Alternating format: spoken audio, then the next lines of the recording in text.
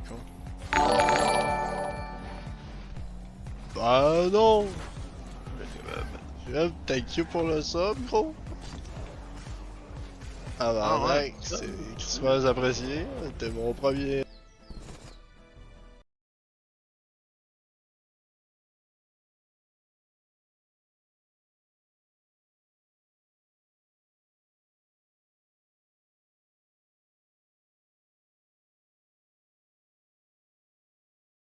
J'ai con.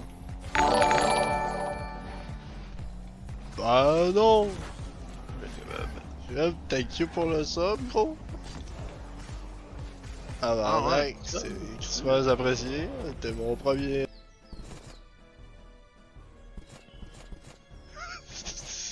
Non! C'est bon, tombe en bas, non! Je monte, je suis en train de monter roche. Je suis en train de monter roche. Moi, je prends pour un chou. Je l'ai dit qu'il était un chou. Après ça, il m'a dit hey, c'est sûr, c'est lui qui est un chou. Check bien ça. Ou une carotte.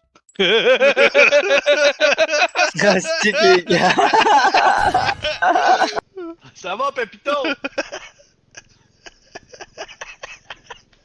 Laissez-moi sortir! Non!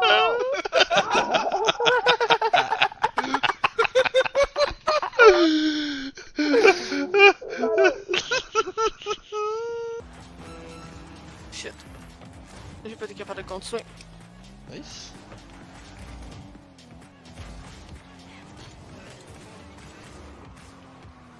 Ben oui, ben oui, ben oui, ben oui! Nice fucking shot! Matata!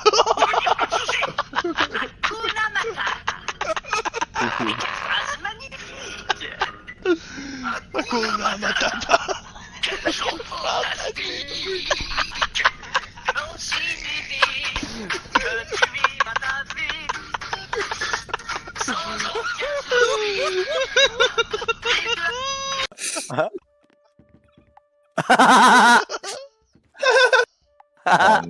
Oh non. Allez, je vous ai en même temps,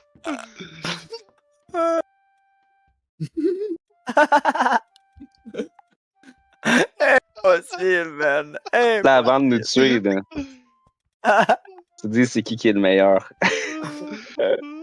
On est tous aussi bons. De boy!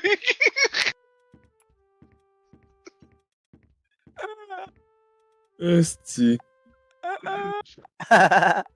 Mais comment, bro? Oh, tabarnak! Asti qu'elle est bonne. Asti qu'elle est bonne. Les mecs qui t'allument là. Ouais, mais checker, mais ouais. Are you still On peut- watching Moose fighting? On peut watch. Oh tabarnak! Tabarnak! Oh tabarnak! Oh my god! Oh my god!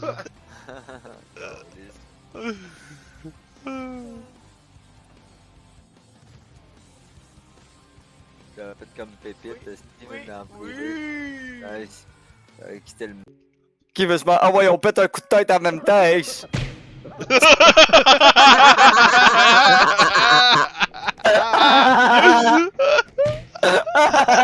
C'est bon, j'enlève le park.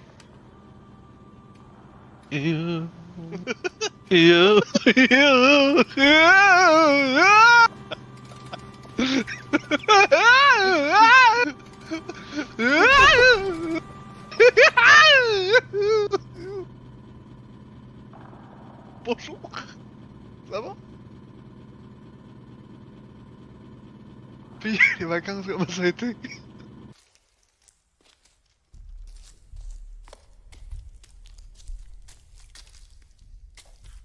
Non. Non. Non. Non. Non. Non.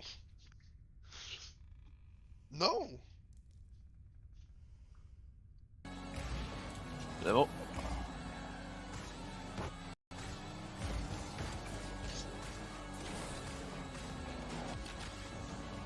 Nice shot! Nice. Thank you, boys. C'est bon, ça.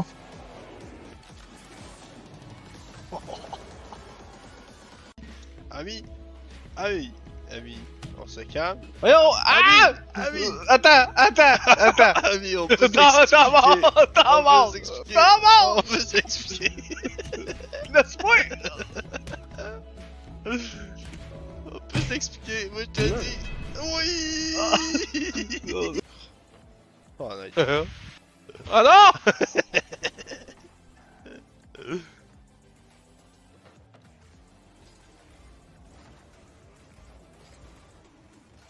Oh my god! Oh my god! Oh my god! Oh my... Si je peux te dire une affaire, prends ton temps.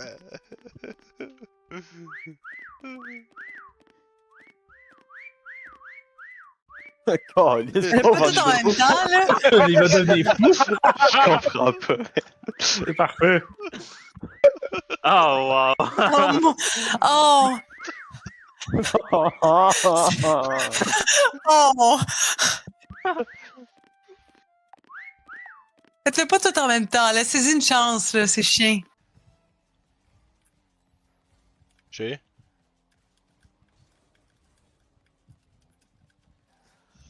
Let's fucking go, man!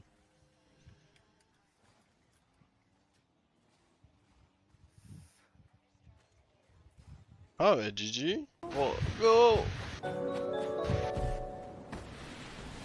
Yahoo! Bonne chance, salut! Ça va être la remontée tout ça! J'ai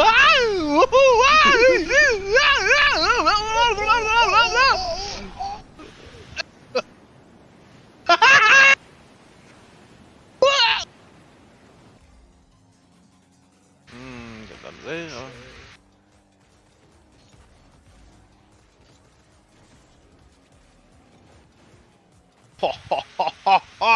Nice fucking shot! Hey, you. Hop! Hop! Ah ouais, la récupération toute là.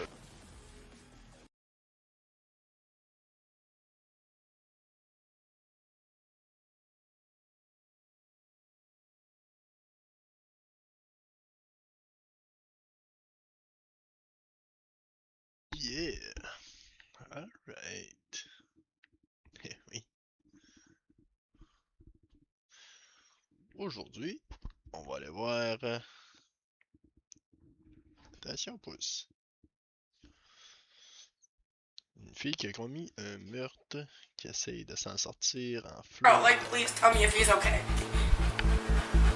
Can I please stand up and see? No, ma'am. That was birthday plan for Barcelona. Sit down. Okay, just let me. Sit down. Okay. This is 26-year-old Courtney Clenny. To her millions of followers, she was a success story in the Miami Sun.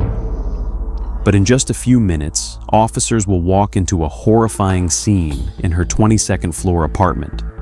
A scene that no filter can fix. It's a moment that would leave the world asking the most terrifying question. What really happened in the dark? One operator dial. What is the address of your emergency? Area man, please. 3101. It's 130, so 130. Ma'am, listen to me. You need to stop screaming on the line and give me the address. 3101. I'm gonna die. I can't feel my arm. 3101. I can't feel my arm. Ma'am. So my boyfriend is dying of a stab. Ma'am, what is the address? What's that? What's the address, baby? 31. 3131 Northeast 7 tabs. Full. Please, God, please. Come see my boyfriend. Ma'am, is this a house apartment or a business? 512-745-3582. Is this a house apartment or a business? Baby, I'm so sorry. 911, operator dial. What is the address of your emergency? It's emergency. Yes. I'm calling because there's a fight is going on. As the 911 calls flood in, the curated silence of the One Paraíso is shattered. But these calls are not telling the same story. I have a dead body upstairs. Okay. Okay. We'll follow you. We'll follow you.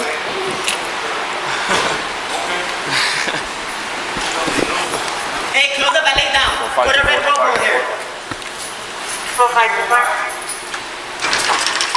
Ma'am, we're all right. Just made contact with front desk. They're escorting us to the apartment. It's really bad. Police has came 5 times. She went to commit suicide 5 different times. They were punching each other 5 different times. And until this day, it's this bad. He's unconscious, full of blood. I have the pictures here. A request for arrest. When the police finally burst into the apartment, Oh my god. they find Courtney on the floor, huddled right next to Christian. She is covered in blood and looks completely terrified, an image of pure distress that seems to match her frantic 911 call. It doesn't look like a crime scene yet. It looks like a tragedy. But while these officers are trying to investigate what really happened, they made a huge discovery that would be used against Courtney. Can't let this okay. Let go. Wait, it wasn't me. Guys, Relax. why? No, guys. Relax. Boss, what's going on? Hey, you good? What do you have? Relax. What are you getting from? Yo! Guys, please. Relax. I'm Sit down. Here. Okay. Sit down. Okay, just let me. Sit down. Okay. Baby, come here. Just sit down. Please, just make sure he's okay. They're gonna be okay. Okay. Jesse, come here, baby. Stay right there. Come on, boys. Come on, sit down. Francis! Dime. Advice fire rescue. He's not breathing. Grab this radio. No, grab that radio. Come here. What happened, bro? For 5 to 4. Oh my God. That one in the shoulder? Can I just like rinse off? No. Oh. I'm covered in blood. I'm covered in my boyfriend's Miami, we're gonna need fire rescue. Immediately, we have an unresponded male. The apartment's full of blood. Tell me that stab into the shoulder. The other. Thank you, Baby, man. come here. Okay. Guys, come here. Hey, look. What? How old is he? How old is he? How old is he? He's 27. He's about to turn 28 in like 2 weeks. 27 years old. We have his birthday planned for Barcelona. Come on, stay here. Come back. Get the dog out, man. Hey, Come here. what's the dog's name? Come here. Ranger. The other one. Ranger. Ranger, Get the dog out. Ranger. Over here. Come on. Oye, que tú quieres que vaya con el perro, bro. No me grites más. No puedo hacer nada. Relájate. Step out. Ranger, let's go. Ranger, step out. You swear. Ranger, Out, Ranger. Out. let's go. Out, Ranger. Ranger. Baby, come here. Come on. Ranger, come on. Ranger. Hey, it's like his dad. So he's. Ranger, come here. Okay, Ranger, let's go. Ranger, out. Ranger, come on, babe. Hey, it's like his dad. I'm not going in. I'm not going in. No, doesn't matter. You stay right here. Okay. Ranger, come on, babe. Ranger. I was saying it's like his dad. They're obsessed with each other. He's worried about him. Ranger. Hey, is he okay? Hey, man. What's his name? Jesse. Over here. Ranger. Come on. Hey, is he okay? Come on. Come on, Ranger. Go, Ranger. You're okay, Ranger. Sit. Please. Okay, boys. Sit. Shh. You're okay. With Ranger, it's like that's his dad. You're okay, Jesse's Ranger. my boy. Okay, you're okay, So Ranger. they're worried about him. God, And I'm worried The about elevator, where's it What is coming going on? The other one is right here. I was Ranger. really scared. I just think I didn't.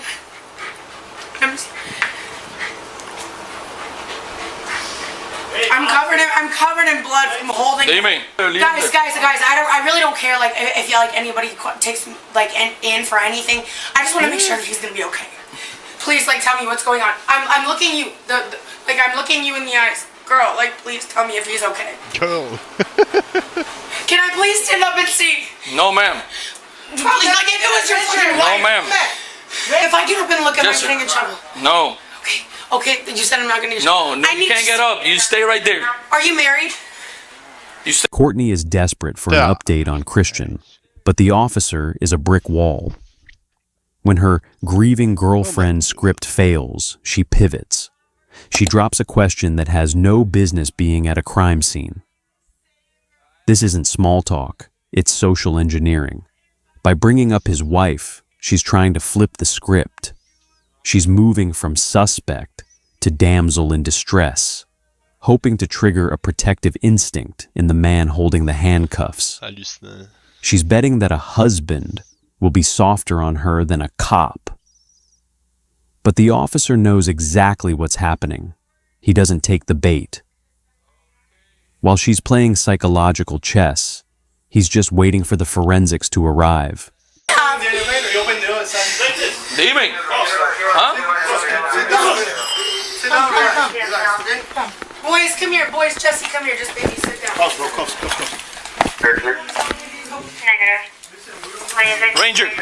Ranger, get back. Ranger, back. Listen to me, bro. You're good. Stay there. Get back, Ranger. Stay there, boss. Jesse, Pónselo adelante. Pónselo adelante. here. Jesse, come on, baby. Ranger, come back. You're good. Listen to me. Baby, it's gonna be okay. Ranger, come back. Stop moving, boss. Stop moving, boss. Hey, fire rescue's here to help you out. Relax, boss. Oh my God. Hey, you're bleeding a lot from here, man. Ranger, come back. Hey, what's his name? What is his name? What's his name? What is his name? Listen to me, boss. Stay there.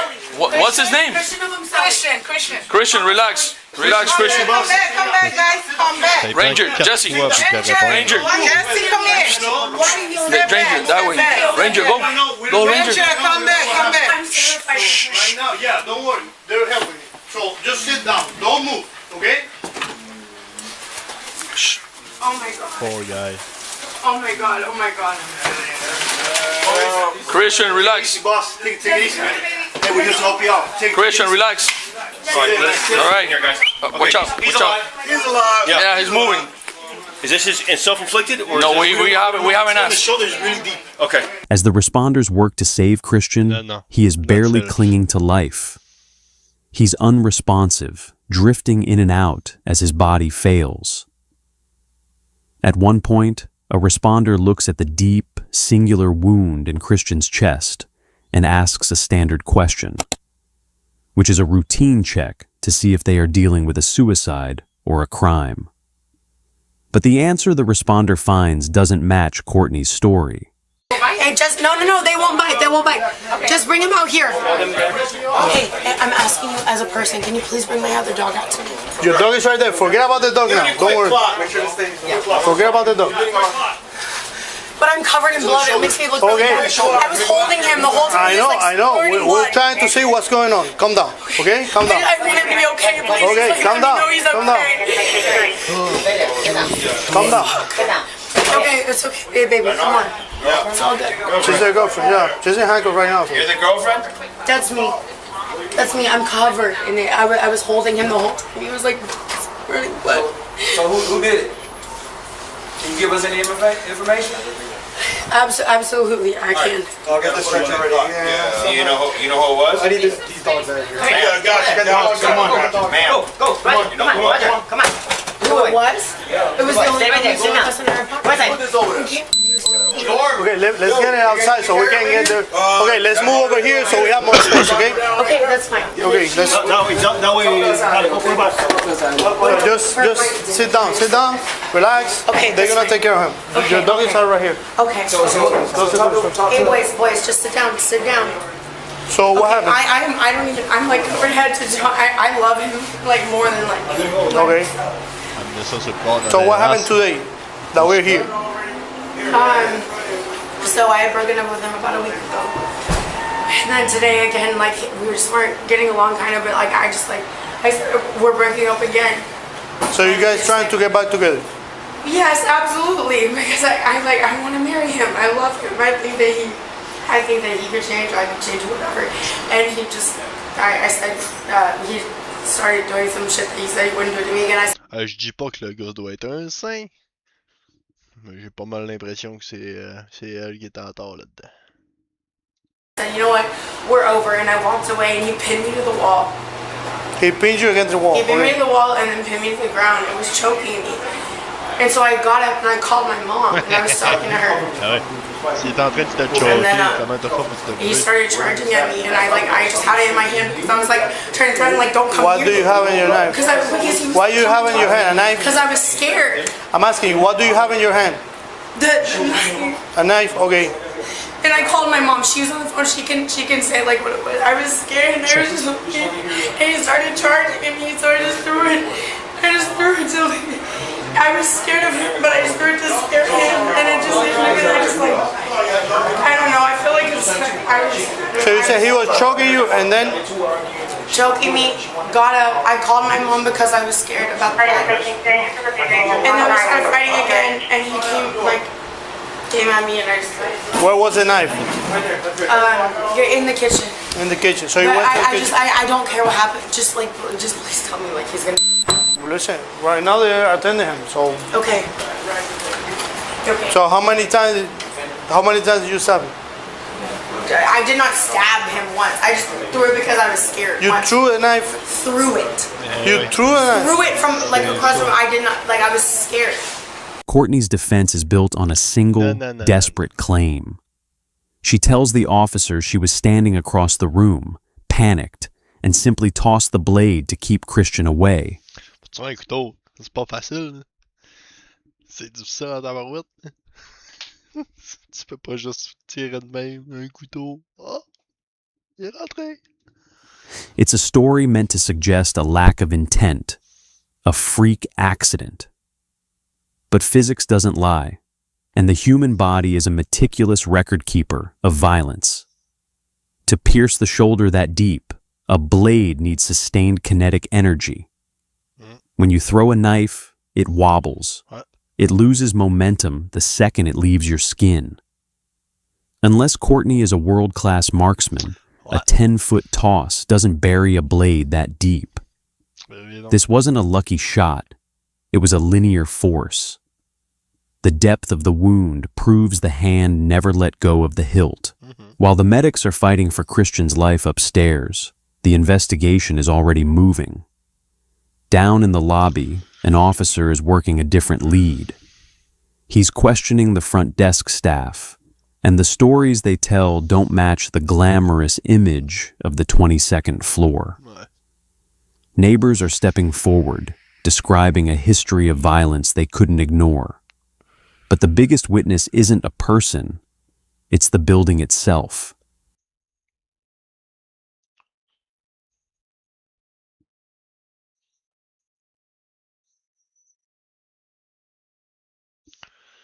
Gros, tu me... Obviously upset about something. Right. She was on the phone for 3 hours. He came out from the other side where you guys are standing by the elevators. Yeah. And he was listening to our conversation the whole time. Like standing against the wall, peeping. That was, about 3, 4 in the afternoon. She went back inside. Not sure what happened. Me and my girl went out Saturday night. We came home real early, like early Sunday morning, 3:30 a.m. Right. Go in the kitchen, get something to drink, get ready to go to bed. I see him, my girl saw too, in that bedroom that's facing out to our street. Bam! Punching her? Oh yeah, hitting her. And I'm like, holy shit, I'm like, babe, look. He saw us looking, fucking blinds go straight down. Next day, there was another lady up there on the balcony. Not the same chick, not the blonde hair. Right. Not sure who she was. He was pacing all day on the phone like this up there by the elevator, all day. Not sure what's going on. Then we've been seeing the cops coming here every so often. And then today... Going to that same floor? To the building. Okay. But then we see you guys here a week later after what we saw there. So just kind of, He said he witnessed a 55 there like a few days ago where the dude last Saturday. Last Saturday. Sunday morning actually, about 3:30 a.m. Okay. And what was it he saw? So Saturday, we live in Parisian Bay, 2107. Across? Yeah, correct. We're on the 21st floor, they're on the 22nd. And obviously we're the corner unit, so we look directly into the building. She was sitting on the balcony for about 3 hours on the phone. Like, you could tell she was a little upset about something. Punched down over the wall. The dog was walking around for 3 hours because our living room faces out.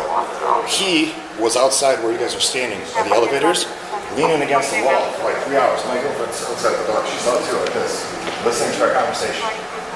She went back inside. We didn't see anything else. We went out because it was Saturday night. Came home Sunday morning about 3:30 in the club. In the kitchen getting something to drink. I look in the bedroom where she was at before, or by the balcony, and I just see him, boom, wailing her with fists or open hand, because I couldn't tell from far away. But when we see this, I'm like, babe, look. My girlfriend saw them. He saw us. Shades go down in the bedroom. That was about a week ago? Last Saturday? Literally 1 week ago. And then the next day, there was some other lady up there, older lady with dark hair. Not sure who she was. We were like, she looked like she was cleaning up there, maybe doing something. And that was it. And then all week, we've been seeing cops come to this building. You know, we're a big community here, so we're kind of like, what's going on? And then today, I see you guys are all up there, and I'm like, I gotta go say something. Okay. Now, from the incident that happened today, you guys saw anything? I didn't see anything today, no. But I did see something last Saturday. Soon the officer will ask the front desk to replay the elevator footage where traces of blood were found. And what they find on those tapes changes everything. So let's do this. Okay.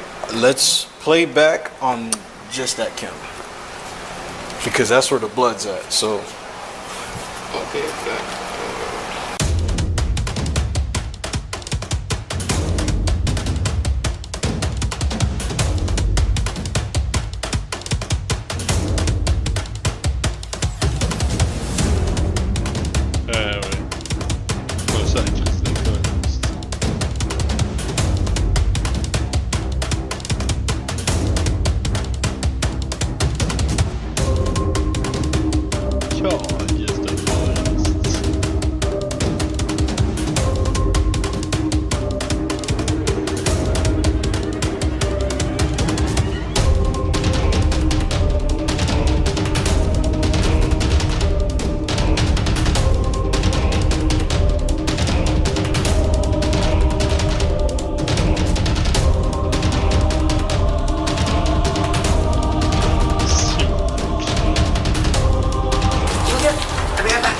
Be right back, okay?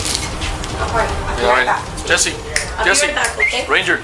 I'll be right back. As Christian is rushed to the hospital, his life hanging by a thread, the police prepare to transport Courtney to the station. But before they leave, there's one more order of business: the fur witnesses.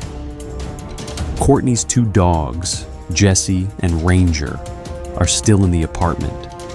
A friend was immediately contacted to pick them up. Just before they left, Courtney leaned down for a final moment of affection. She kissed them goodbye, promising she'd be back soon. The decision for all of us, it's getting your story, you know. You were there, you know, you were. So My boyfriend is not dead, is he? Well, he can't talk to us right now either way. He's in the hospital. Jack is a homicide. Yeah. The start, you guys were supposed to take out your dogs to the park, right? And then what happened after that? Like I said, a little bit blur. Moi, je comprends le gars. Sérieux. Le moment de l'avoir frappé, pis tout, à un moment donné, tu t'écœures. Tu te fais ramasser de même, tu te fais taper d'un bord pis de l'autre. À un moment donné, ça va virer quoi.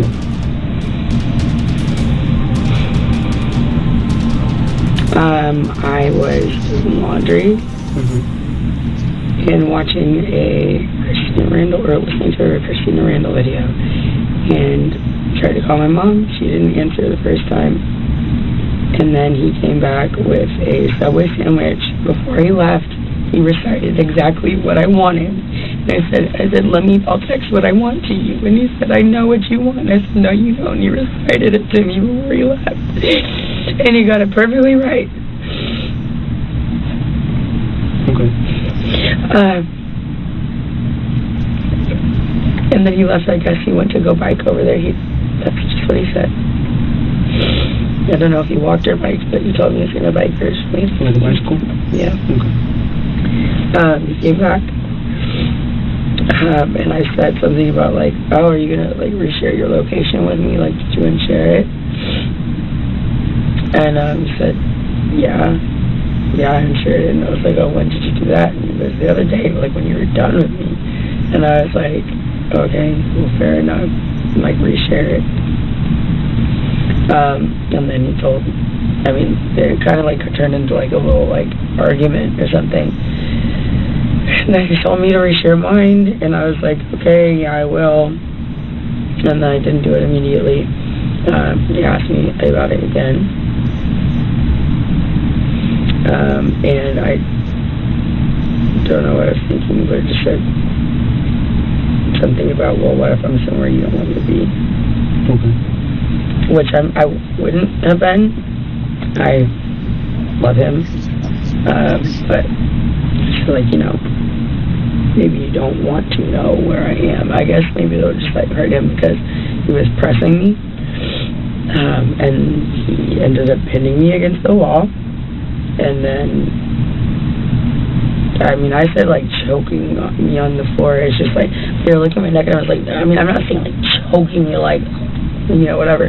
But I mean, he had my like neck. Like, and this happened twice before. Okay. Where I couldn't breathe and I was on the floor. Yeah. I could not breathe. And I don't think that he was trying to kill me. Mm-hmm. But I was scared. And all 3 times I have been scared. Okay. So yeah, I'm on the floor. And he had me pinned and was me up. I'm on the got my mom on the phone, and I'm just trying to really remember. Hey, my mom on the phone, and I remember she was standing like against the couch. Like we were obviously it was a big deal at this point. Mm-hmm. So this happened like over by the door and somehow moved like over into the living room. He was standing by the couch facing toward the kitchen. I was in the kitchen. And then he just like, I could see like all the whites in his eyes, and he was like coming at me. And so I grabbed one of these knives my mom got me for Christmas. I grabbed one of them and I was like, I swear to God. I swear to God.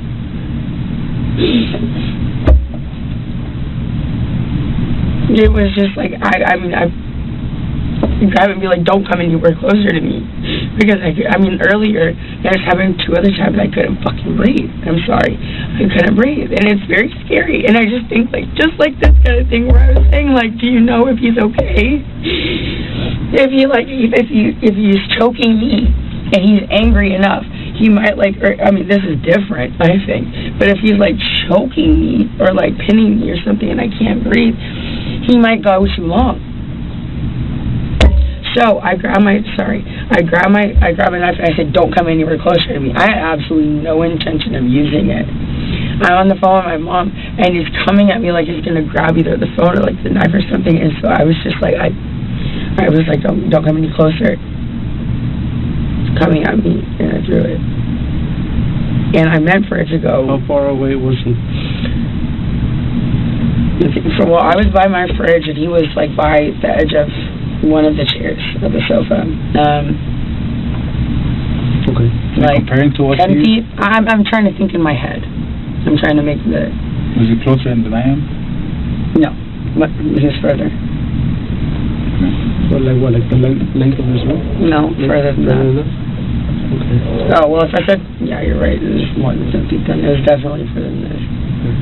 Okay, I mean, it's closer. It looks a lot smaller than it is here. It was further than this. Okay. So then, you were by the fridge and he was by the couch? You were by the fridge and he was by the couch? Yes, I was in front of the fridge. He was by the couch. Yes. And then behind my island. And then what kind of movements did he make that at the moment? He was going to walk running at me. Running?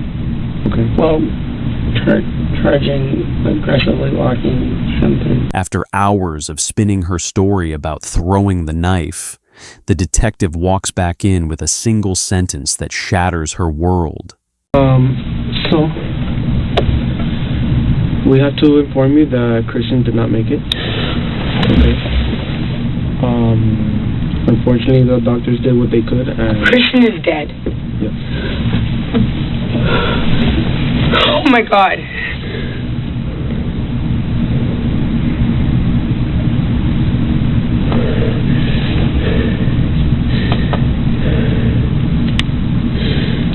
This is not real, right? Okay. There's no fucking way.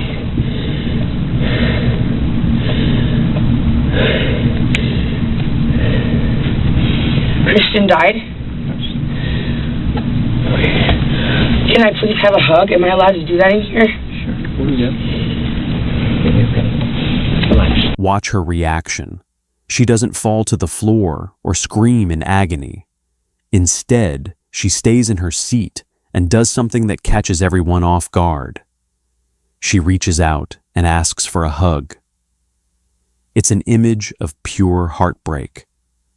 But it leaves you wondering if you're watching a grieving girlfriend or a final, desperate attempt to find someone to lean on. She was soon allowed to go home with her parents. The Damsel in Distress Act didn't hold up for long. While Courtney initially walked free for 4 months, the evidence eventually caught up to her. In August 2022, she was arrested in Hawaii and charged with second-degree murder with a deadly weapon. Despite the mountain of evidence, Courtney has maintained a plea of not guilty, insisting the fatal strike was self-defense. But she isn't the only one in the crosshairs. Her parents, Kim and Deborah Clenny, were also arrested and hit with felony charges for unauthorized access to a computer. Prosecutors allege that after the stabbing, the parents found Christian's laptop and attempted to hack into it to manipulate the evidence or find dirt to support Courtney's story. While the family claims they were just trying to help, the state saw it as a desperate attempt to control the narrative. Today, Courtney remains behind bars without bond. Her glamorized life of luxury has been replaced by a prison cell as she awaits her trial, currently set for April the 27th, 2026. The social media filters are off, the fur witnesses are gone, and soon a jury will decide if Courtney Clenny is a victim of abuse or a cold-blooded killer who finally ran out of lies.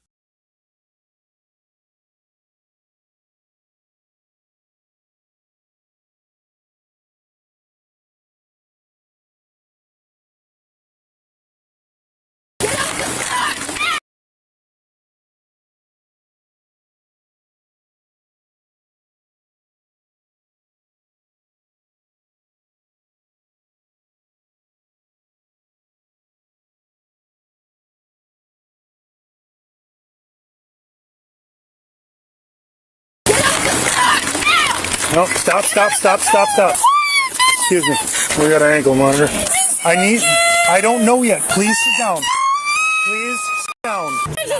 No, we're past that. My dog is waiting for me. On February 22nd, 2024, an officer conducted a traffic stop on 22-year-old Amber LaHue for speeding. Good evening. Hi, see license, registration, insurance, please. You'll have to wait a second, sir. Yeah. So you got to work on your organizational skills there a little bit. Apparently, but I just used this, so I'm confused. Here it is. All right, fantastic. Thank you. License, etc. Registration and insurance. Oh, give me another 20 minutes here. I think that's perfect. There's the registration. Wait, insurance? I think that's on my phone. All right. Well, while you're looking that up, the reason I pulled you over is you're doing 64 miles an hour in a posted 35 mile an hour zone. Okay? But right here isn't a highway. No, this is Route 12. Right. And when you were coming through the town right there with McDonald's and Job Lot, and you're coming up the hill by Dollar General, you hit 64 and it's still 35 right there. Wait, okay. Where's my phone? Because my phone has my insurance. All right, there we go. All right, fantastic. All right. Are you still with Progressive? Yes. Because this one expired back in 22, but as long as you have the same policy, I should be able to look it up. I do. All right. So just wait. Where is my phone? Because look it up. Because I'm pretty sure my Progressive is on my phone. Okay. Well, sit tight a minute while you find that. Okay. 33. Your RO is showing a suspended Delta. Roger. Is there a reason? No reason given on collect. MVOP showing multiple violations for 1436 and then showing a 14140 license indefinitely suspended.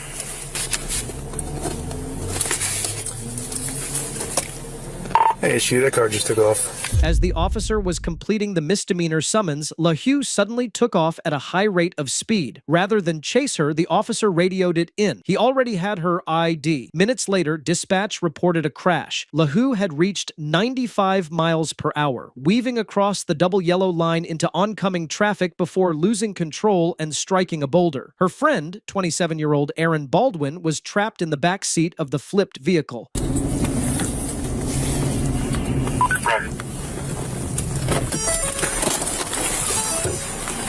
Were you in the car? No, I was not. I just ran up to make sure we were okay.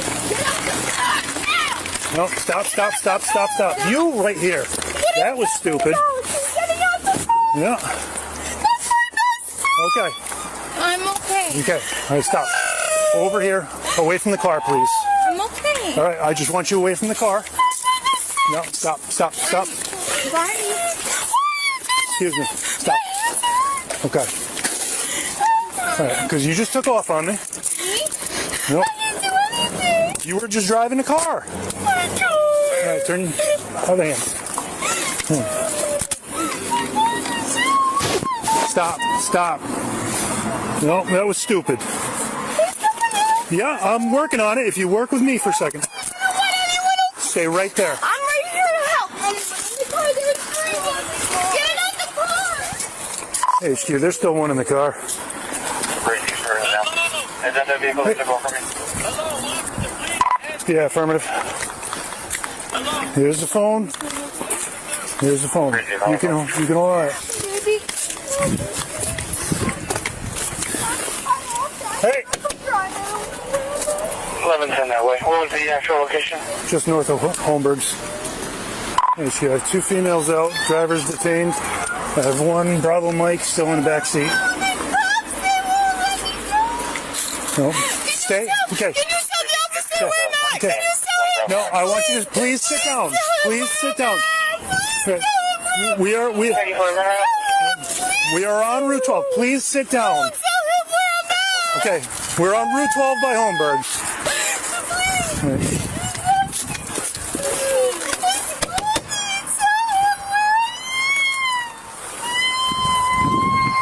HQ, I can't access the occupant inside the vehicle.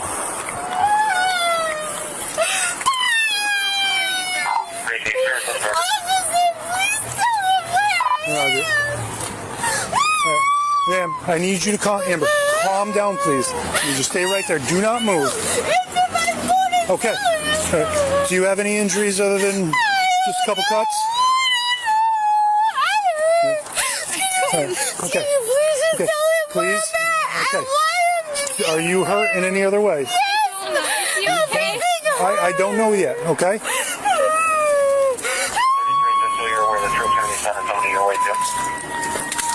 Yeah, Roger. I need you to stay right over. I understand. Please stay right there, okay? I need you to stay away. Ma'am, please sit down. We can't do anything for him yet. I'm waiting for services to get here. I don't know yet. Please sit down. Please sit down. Okay, services are on their way. Matt, do you need me to close 12 at 214? No, we're way north of that.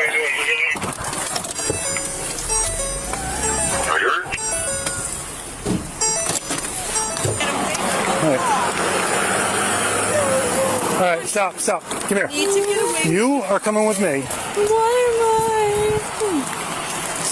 am I coming with you? Well, for one, you're under arrest. For two, you're not listening. Why? I didn't do anything. You didn't do anything? You just drove off. Smart, calm, think I've been the car. Okay. And I listened. Stop. You're okay.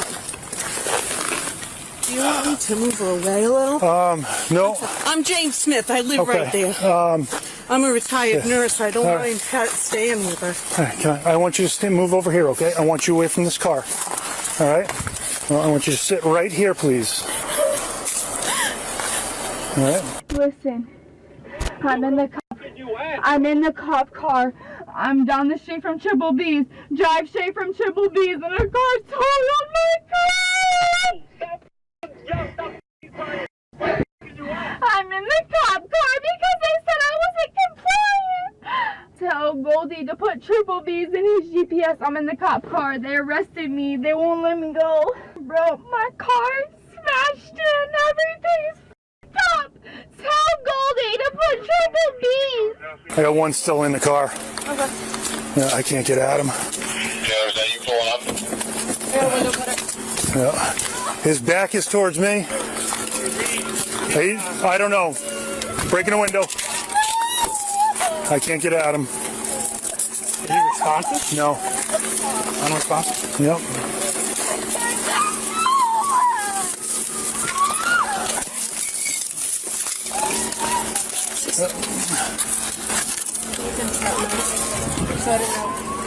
Yeah.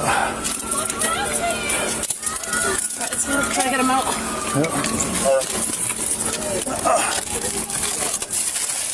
All right, there's nothing around him. We got an ankle monitor. There's phone. Is the EMS showing up? I really don't want to start twisting him around.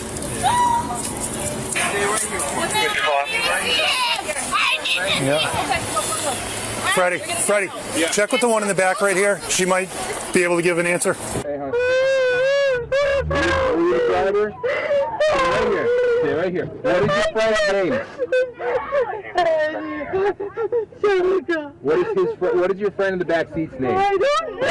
Who is he to you? Is he her boyfriend? No. Huh? No, I don't know. I don't know. It's not your boyfriend, that's your friend. I don't know. You don't know who he is?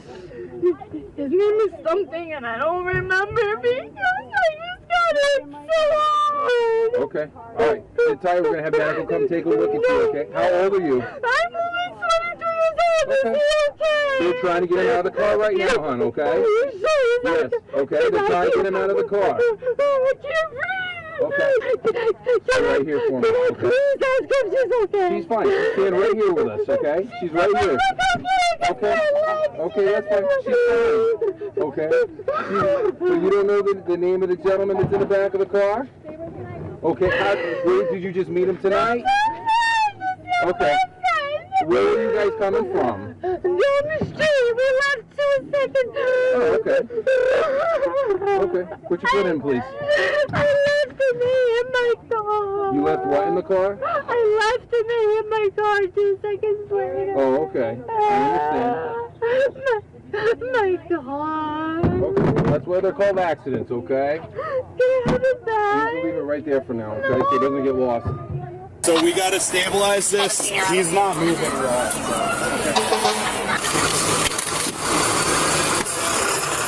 There's a motor vehicle stop just by Oak Ridge. I was almost done with the summons.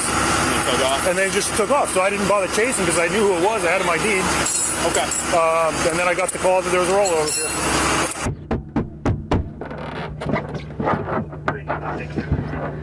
Hello, please help me. Please help me. Please help me. No, you're going to stay in there. No. I'm an evidence. I need to. Okay. Can I just wait there? I'll leave the door open. You need to sit down. Can I just wait there? No, we're past that. Put your lights in. No. Listen to me. Look, deep breaths, in and out. Look at me. Amber. Please take it. What is that? Okay, it's a vape pen. I'm going to put it right up here with your phone. All right, I need you to breathe. Deep breaths in, deep breaths out. Slow. Right. Okay. Can you tell me why did you take off? Because they told me to. Okay, why would they tell you to take off? Because I'm going to jump off. Okay. Well, now you're in a lot more trouble. I just want to. Hold my hands. No, look. Yeah, she was the operator. I just want to breathe. I need to see if you. Okay, look, I'm leaving this. Everything hurts. Everything hurts. I just want to breathe air. Okay. I just want to breathe. You're breathing. Slow, deep breaths. In through your nose like you're breathing flowers. Yes, I had a grandma. And through the nose, out through the mouth. And I can't do it. Okay, slow. Okay? Angelica, stop. No, Let me talk. no. Angelica, stop. Angelica, stop. Just let them. If you want, okay, let them. They will take care of it. Okay. If you want to stay sitting here with this door open, you're going to talk to me. If you start trying to get up, I'm going to shut this door again. Can I just ask her to come down? She's going to listen to me. No, they will take care of her. Angelica, I love you. It's okay. Angelica, stop. Stop. Angelica, stop. It's okay. I'm right. Please. No. Can I talk to her? No. Please. Let her calm down, okay? No. I need She's you to not sit. going to calm down without me. Look, I'll do whatever you want. I need you to just turn your legs back in. I'll do anything. Amber, where were you guys headed to? I was headed home. Okay. Well, you live in New London. You were headed north. I was trying to go home. Well, home is in New London, right? You were headed north towards Norwich. Were you guys going to the casino tonight? I didn't want to go because I just wanted to go home. But that's where you guys were going? Right now is not going to help. Okay. Listen, I just need you to be honest with me, okay? I'm honest and that's why I don't want to be dishonest. Okay. My dog is waiting for me. Okay. I need you to be honest with me, okay? How much did you drink tonight? I haven't drank in a long time and I had drinks too. How many drinks did you have? 2. 2? Okay. No! And I just... No! Angelica, stop! All right. Angelica, Amber, please, no. let me ask her to stop. Just you listen to me. Okay. She's not going to listen Please, to you. put your legs in there. Wind the window down and let me ask I'm gonna lower this window down just a little bit. Just let me ask her. Because she's going to listen Just to me. hang tight a minute, okay? This is ID. All right. I was looking. No witnesses down there for anything. I'm gonna start turning around. Yeah, perfect. Yeah, this is gonna be a while. Yeah. We're waiting on a second ambulance. I think we'll take the operator first. Okay. Yeah, I'll follow her. Make sure they do what they need to do. Yeah. I mean, she's already 215 and she was doing 64 through the center. Whitlock says he thinks she's 67. Well, yeah. So, yeah, absolutely. But it's going to be a fatal, so she's going to have to. Yeah. Yep.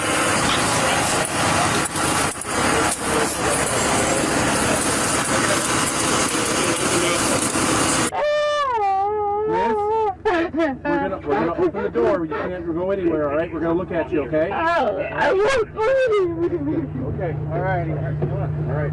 Nice and easy, okay? What do you want? I just need to check to make sure you're not hurt anywhere, okay? Where are you hurting right now? Are you bleeding from anywhere? Oh, God, it's fine. No, I need you to relax. I need you to slide out. What do you want me to do? I need you to slide out, okay? And then we're gonna come over here and look at you.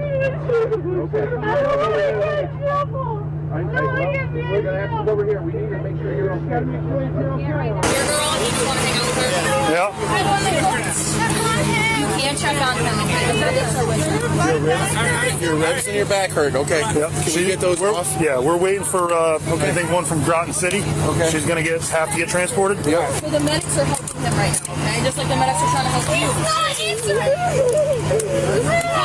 you remember Aaron's last name or no? I got it. You got it? You got it? And she got her name. I'm going to get that for you when we're done here. Going with her to the hospital?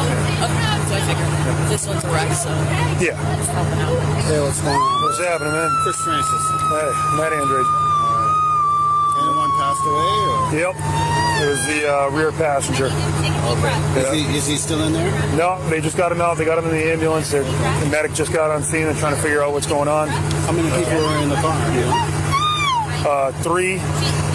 Female operator, female over there, and the deceased were in the rear seat. Let's not worry about the car right now. Stand up for me here. Well, you can just transfer over. What is your name here? LeHou was arrested and charged with manslaughter in the second degree with a motor vehicle, operating under the influence, reckless driving, and improper passing. She pleaded no contest and was sentenced to 4.5 years in prison, followed by 5 years of probation in the death of her friend, a father of 2.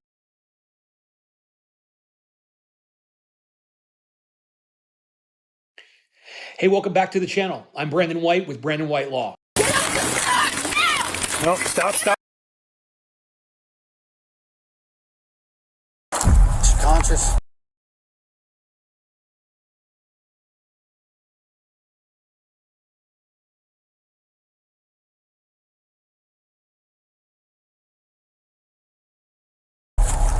She conscious? Yeah. Ma'am, what's your name? Huh? I can't hear you. This is 32-year-old Tiffany Lucas, a mother of 2 boys who said she loved them more than anything. I just don't feel right. I'm not, like it's been, I don't do this. I love my kids. At first, everything suggested someone had broken into her home and attacked her children. It's not me. It's not you. It's like not. I know it's not me. I would never hurt my children. Right. But investigators soon realized the tragedy had unfolded from within, as Tiffany appeared to be suffering from a severe mental health crisis. You know, Jane was the only thing we had left. And you took him from us. I want you to suffer just like I'm suffering right. Subscribe so you don't miss what comes next. Now, let's get into it.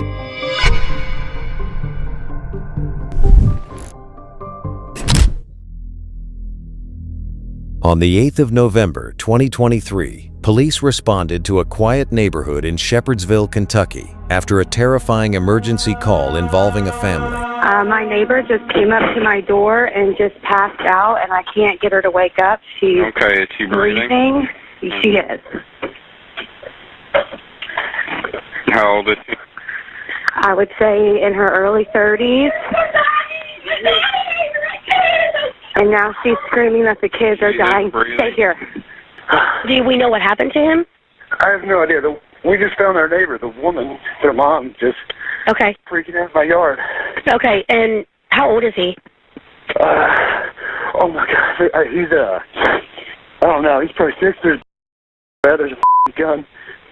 Oh my God. Was he? I don't see a gun. Okay, there's 2 of them. They're both here. They're breathing. Okay, there's 2 children? Yes, ma'am. Okay, is she able to tell you what's going on or what happened? No. Do you know what happened? No. She is shaking. She's on something, freaking out. I don't know. She's just laying here now on herself. According to neighbors, Tiffany ran out of her house frantically crying out that something was wrong with her kids before she collapsed in her neighbor's driveway, prompting an immediate 911 call. Another neighbor rushed inside and found Jaden Howard and Maurice Baker lying on a bed, still breathing but critically injured. Minutes later, a second call reported that Tiffany appeared completely out of control, leaving first responders with virtually no idea of what had happened inside the house and far more questions than answers.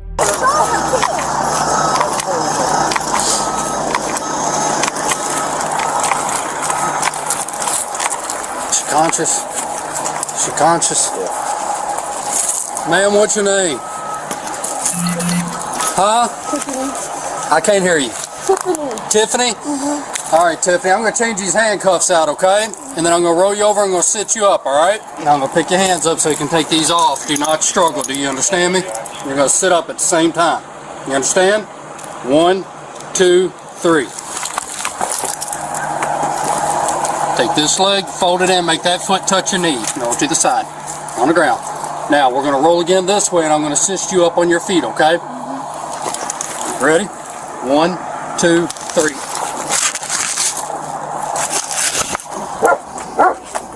The mother was taken to the police station for questioning. At first, she repeatedly insisted that she too was a victim and claimed she had been injured during the incident. However, what the officers observed told a very different story. They found no wounds or signs of trauma that matched her account. As her statements began to conflict with the physical evidence, her behavior suddenly took a disturbing turn, one that closely matched the strange actions the neighbor had described earlier.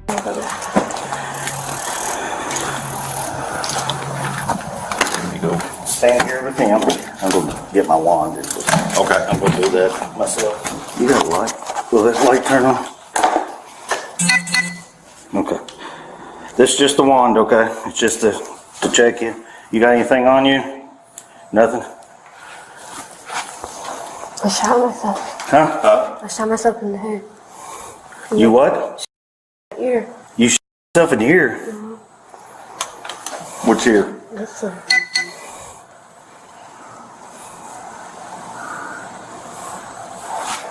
I don't see anything.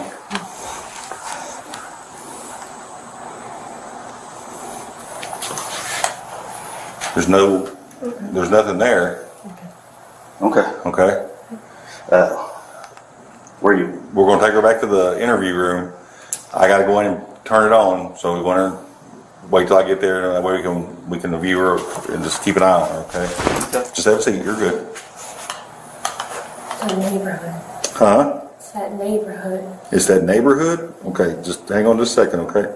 But I'm going to give her Miranda rights because she's made a statement about the neighborhood. I just don't want her to say her just free speech or just openly let her talk.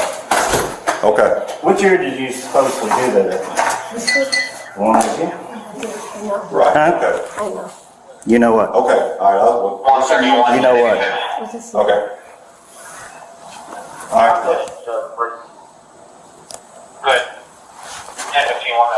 You ain't showing nothing now. I'm not seeing nothing. That's supposedly the one she said. No, he did, didn't he? He said, "Do you got earrings in?" Didn't he? Okay. It's on camera. Well, let me see. That don't have nothing to do with it. It means everything. You're f***ed up. You're sick. From that moment on, investigators no longer viewed her as a victim, but as the prime suspect in the tragedy. But instead of confronting her immediately, the investigators spent time learning about her family, work, and children. This was a familiar interrogation tactic aimed at lowering her guard before tackling crucial questions. From there, they gradually uncovered a life full of tragedy behind this woman. Years earlier, she had been an ambitious young woman who owned and operated a local store.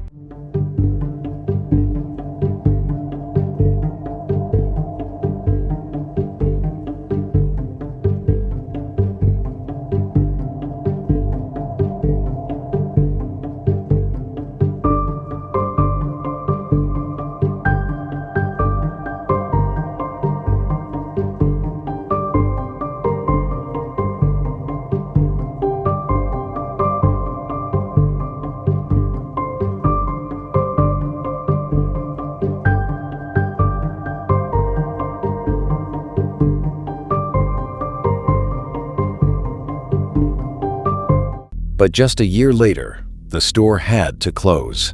Then, in 2018, her addiction led to her losing custody of her children and serving a 30-day jail sentence.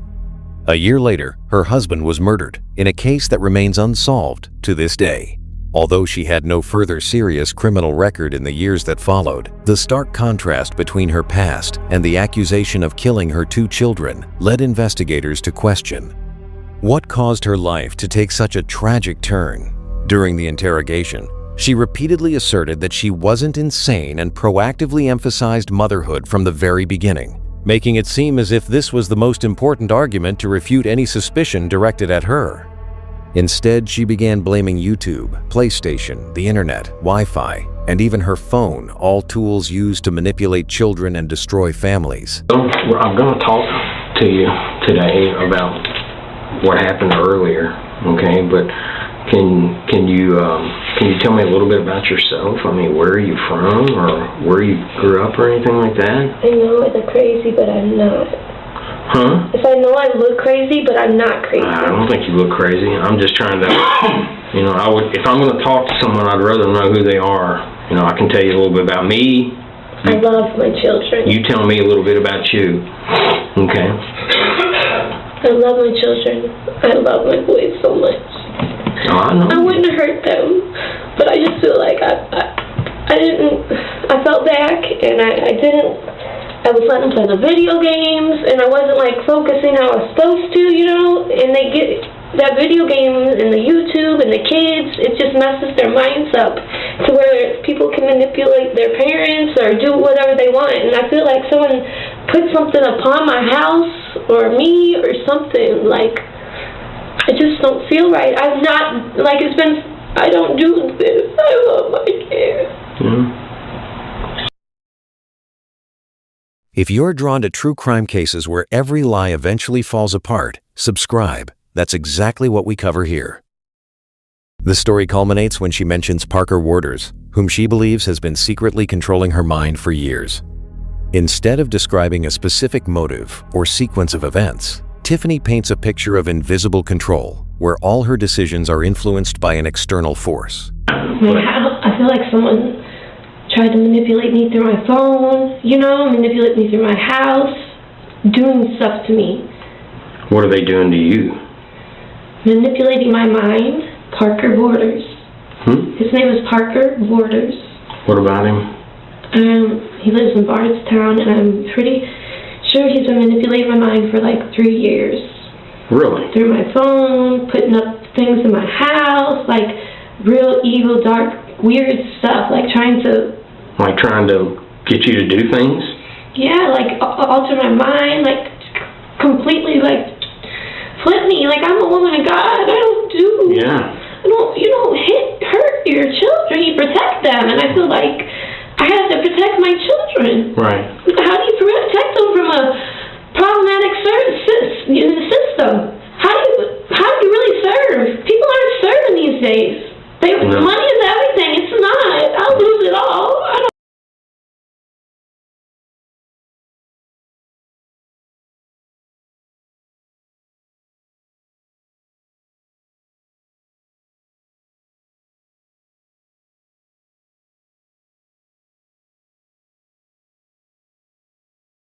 Care. For my kids, I don't care. I just don't. You just don't do that. I'm very certain. Don't look my kids in the eye. I love my kids.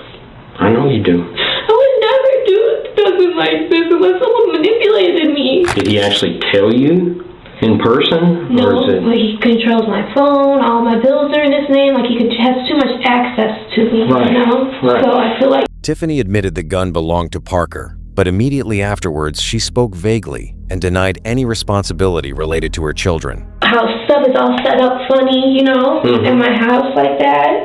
So I just feel uncomfortable. I don't know. I feel like it's him. It's not me. It's not me. I'm right with God, so I know it's not me. I know. It's not in my mind. Yeah. It's not me. It just isn't. Provide you with a firearm, with a gun? Yes, but it was his. So that gun that was, I guess, in the house, in the bedroom or whatever, that's his gun? Yes. Why did he give it to you? I don't know. How long ago did he give it to you? You remember? Like years, months, days, what? I don't know. Don't remember? Been a while. Been a while? What do you remember him telling you in your mind to do or persuading you to do? I just don't know. He just, it's just happened once before. Like, I got like a weird feeling, like it just felt weird. Every time the detective pressed her on her direct involvement, Tiffany danced around the question. She claimed she only went to the neighbor's house to get help after finding her sons in critical conditions. Do you remember hurting your sons today? I mean, you remember it, but I'm not saying it's you. It's not me. It's not you. It's like not. I know it's not me. I would never hurt my children. Right. He's influencing you. Manipulating. Manipulating is the best word. Through the phones. Wi-Fi, all of that. Now, once he manipulated you and pushed you into doing this, what do you remember firing a weapon at them today? I mean, you remember that, right? No? Each time the detective asked if she had pulled the trigger, she found a way to avoid answering the question. To knock on the neighbor's door to get help, right? Okay. And I guess you spoke to those people before, you kind of know them, kind of, maybe not real good, but you spoke to them. The investigator quickly dismissed the manipulated story to focus on the case's progress. But each question only yielded the same familiar answer: I don't know. Instead of strengthening her defense, her silence only made her testimony increasingly contradictory to the investigative evidence. How did your sons get? I just don't know. You don't know? I have no word. How long after your boys got hurt?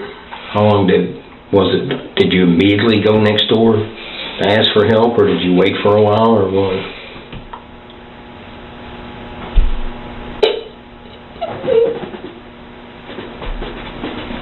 But do you think it was an accident today, or did you mean? There would only, if you think about it, there would only be, I guess, two ways of thinking on something like that. That it's an accident, you didn't want to hurt him, you didn't mean to hurt him, or you're the bad mom who wants to hurt him. Let me ask you this, do you think talking will help instead of holding it in? I mean, what do you think? How's your feelings on that? Some people say, talk it out, it helps. I just told you everything. I need to ask you, I hate to ask you this, because it hurts, but how many times did you each one of them? Multiple times? One time, two times, what?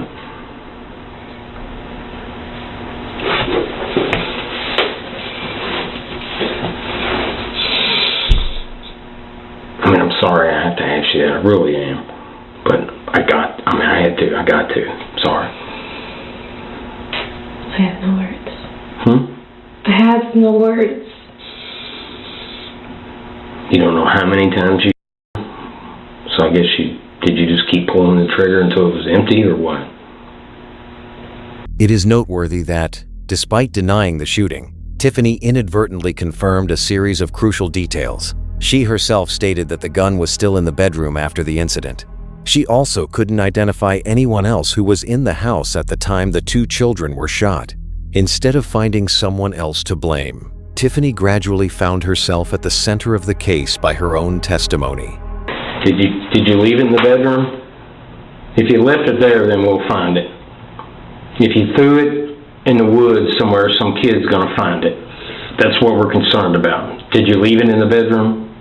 Yes? Okay. How many times did you pull the trigger today? I didn't. I don't want to talk anymore. I don't have nothing else to say. Did somebody spend the night with you and your kids last night? Yes or no? Hey.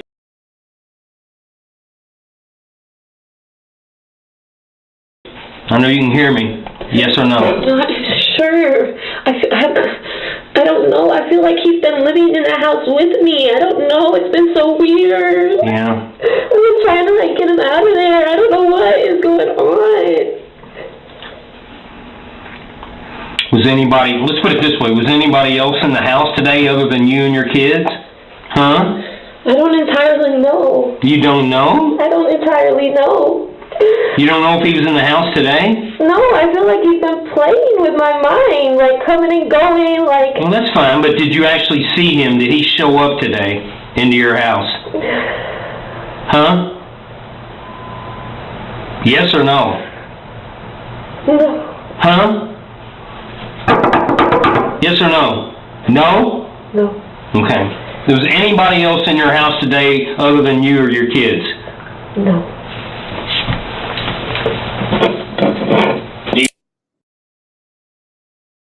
After all the evidence and testimony had made the truth undeniable, this tragedy concluded with a heavy sentencing hearing, where Tiffany faced for the first time the pain she had inflicted on her own family. In court, the relatives of the two children took turns speaking. No one spoke of forgiveness. Instead, they called Tiffany's actions inhumane, something no mother should ever do. They demanded the harshest possible sentence, because, for them, no sentence would be enough to compensate for the loss of the two children and the void left by the case. You know we love Jaden and Maurice. You know Jaden was the only thing we had left. And you took him from us. You took him from me. And I hurt every day. Every second of the day I hurt. And I hope they give you 2 life sentences without the possibility of parole. I want you to suffer just like I'm suffering right now. so many ways that you could have used.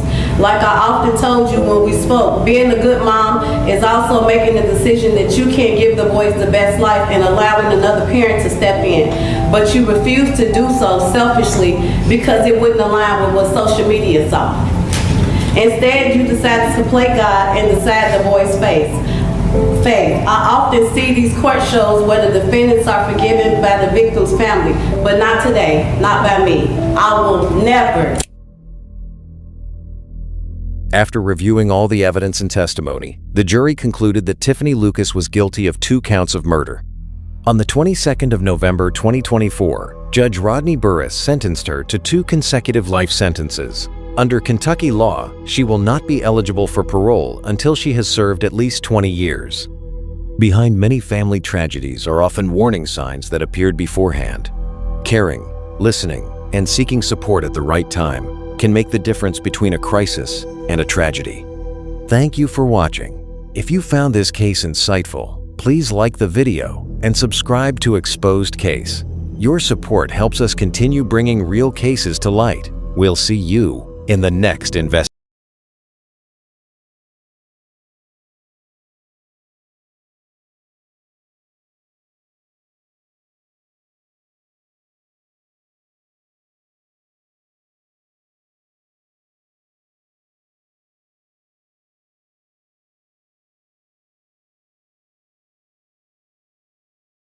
All right, what about...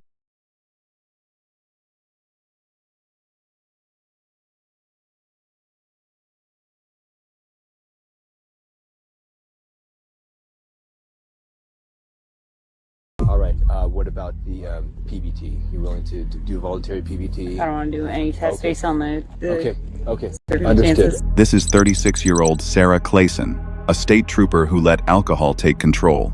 So you wouldn't be able to tell me yes or no whether these 2 people were here or not? I'm not going to say, so... Why not? I just don't want to say. Someone who was supposed to set an example for the community would instead become a cautionary tale of what happens when no one is above the law. Probably don't remember off the top of your head, but do you remember how many drinks they ordered that night? I don't recall, but usually they'll have 3 or 4. Okay.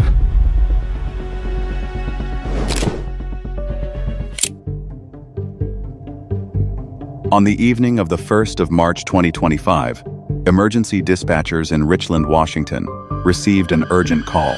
911, where is your emergency? I'm on 240 turning into Village Parkway going into Horn Rapids. A person, it looks like to be on the ground. It looks like a vehicle has hit a motorcycle or a person on a bicycle. Okay. You said you're at 240 in Village Parkway? Correct. Did you see the accident happen, or did you just see somebody in a motorcycle on the ground? We just saw it happen. Oh, okay. Are they moving at all? No. Okay. Several vehicles are starting to stop and people are starting to get out. No.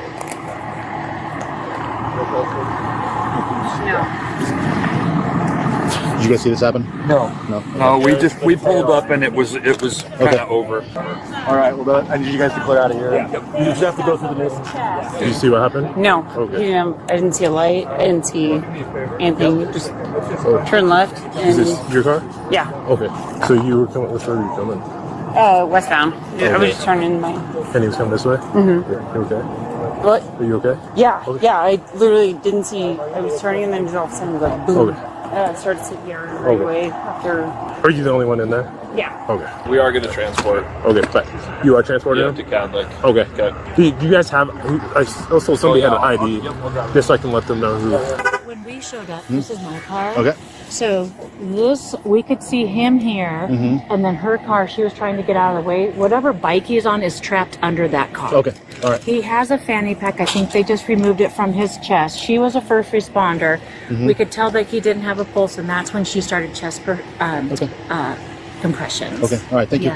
Do you need us? No. We did not see anything. No, that's fine. Okay, I'm retired. Near Highway 240 and Village Parkway, a witness spotted a person lying motionless on the ground next to a crushed motorcycle. First responders rushed to the scene, but 20-year-old Joser Vega Sanchez had suffered devastating injuries. Paramedics could not find a pulse. Hey. Hey. What's up? Not a great night. Yeah, I guess not. Yeah, so when I saw him, he was like past that sign, and then I was like, "Oh, I'll turn in here," because they were slowing down, and then I turn in here and just wham. So I don't know. No, but like physically, I'm. I saw blood on my ice. No, I did CPR, and no, he was. But Well, not yet.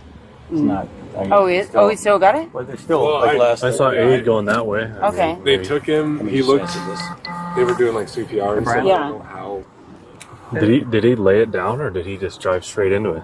No, he like went straight into the side of. And then over your hood, ejected. Like, well, the motorcycle was under the car. I didn't even realize it till I just felt this. Yeah, when I walked up, that's the first thing I noticed is that it's like under there.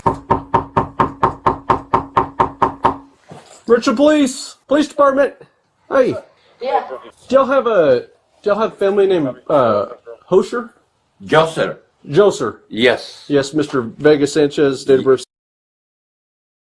Yes. Okay, can we go inside and have a talk? Oh my. The vehicle involved in the crash belonged to 36-year-old Sarah Clayson, an off-duty Washington State Patrol trooper who lived in the neighborhood. You already answered some questions from the other guys, but generally what happened? So I went and picked up a Domino's pizza. Okay. I was turning left in here. I live right over there on Wild Canyon Way. Okay. I saw what I thought was a car with one headlight out. Okay. Right just past where the reflective sign is, that white one. Okay, sure. And so I was already slowing in the turn lane and saw him there, and I was like, I got enough time. Okay. I turned, and as soon as I turned, just felt the boom. Okay. So as you're turning, you thought he was further away? No, Is he that was right? definitely past that reflective sign when I saw him. Okay. And then I think I just, like I say, I thought it was a car with a headlight out. And Okay. realized it was a motorcycle. and didn't realize the rate of speed Okay. they were going at. So did you think he was going pretty quick? Yes. Okay. Because from that reflective sign, it's kind of, I live here, so Sure. that's always my general rule. If they're past that sign, then you got plenty of time if you're already slowing to turn in. Gotcha. And So you know, based on making this turn and numerous times, Yeah. that you know how to judge that distance. Yeah. And you're like, okay, good to go. Okay. Sarah explained that as she was making a left turn into her neighborhood, she saw what appeared to be a vehicle with a single headlight in the distance. Believing she had plenty of distance and time to clear the lane, she began her turn. Seconds later, the motorcycle struck the side of her vehicle, trapping the bike underneath. All right. So you're probably aware we're just gonna run this like normal. So I'm just gonna run you through some voluntary field sobriety tests if you're willing to. Okay. Yeah, I don't think I want to do any. Okay. All right.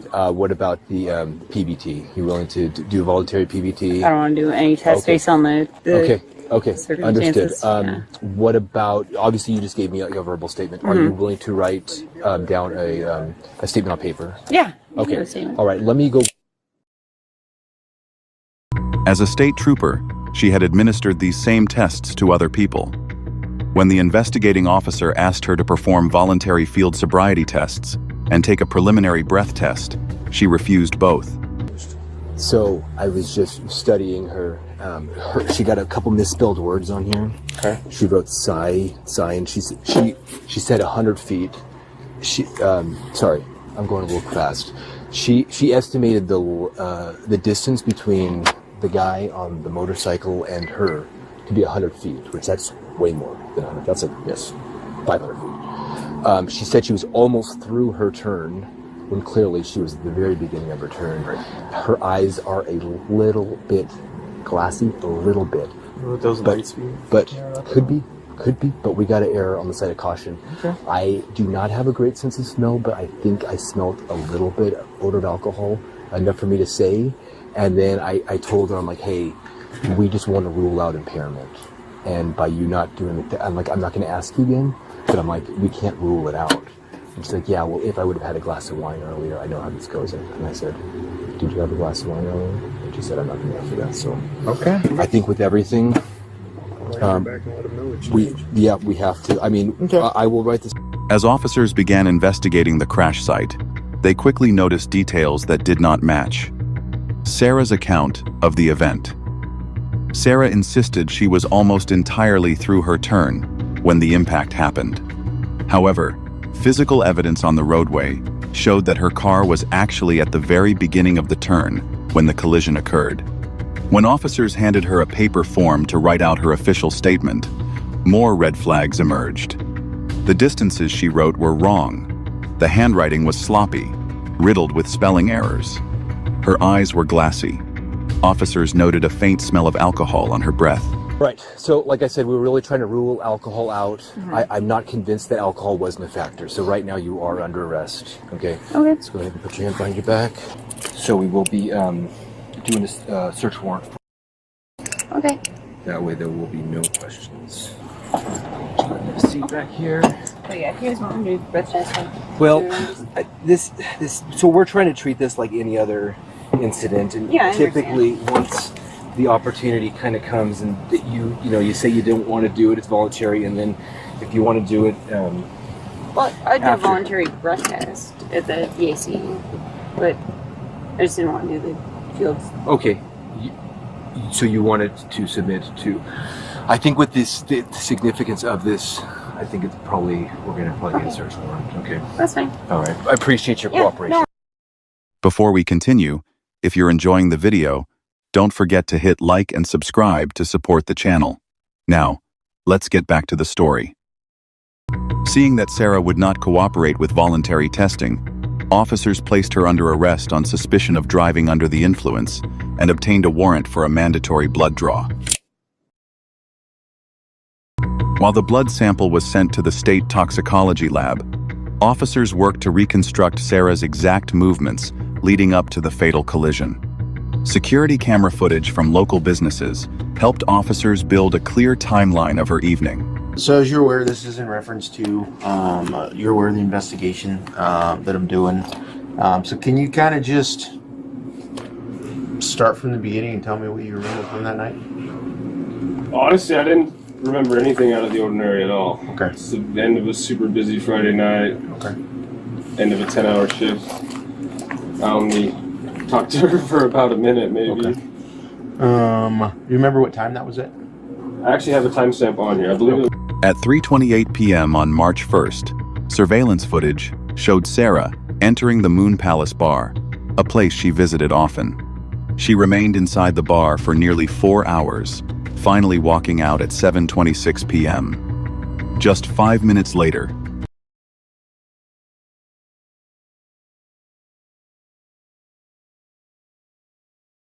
at 7:31 p.m., cameras at a nearby Domino's Pizza showed her picking up an order. Minutes after leaving the pizza shop, she turned onto Village Parkway, where her vehicle crossed into the path of the oncoming motorcycle. So I was here yesterday.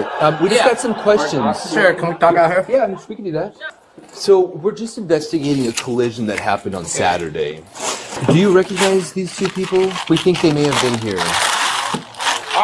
They've been in here a long time ago. A long time ago? Yeah. Okay, were you working on Saturday?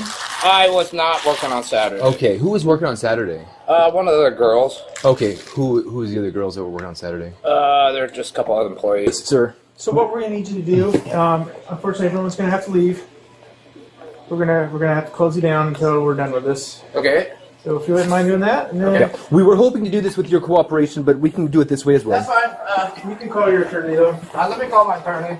You okay? I'm not impressed with the magnitude of paperwork here. I don't. concerned. Like I said, people that stay, will start a tab. Okay. And other than that, it's just cash only, and it's each transaction on the tape. That's it. Okay, I'm just wondering if you were to get audited by the IRS, what documentation would you I provide would just to give them? them the dailies my sister fills out because that's what they want. They want the sales of that. So. Okay. And then we have receipts for the liquor, the food, Okay. for each year and everything else. Okay.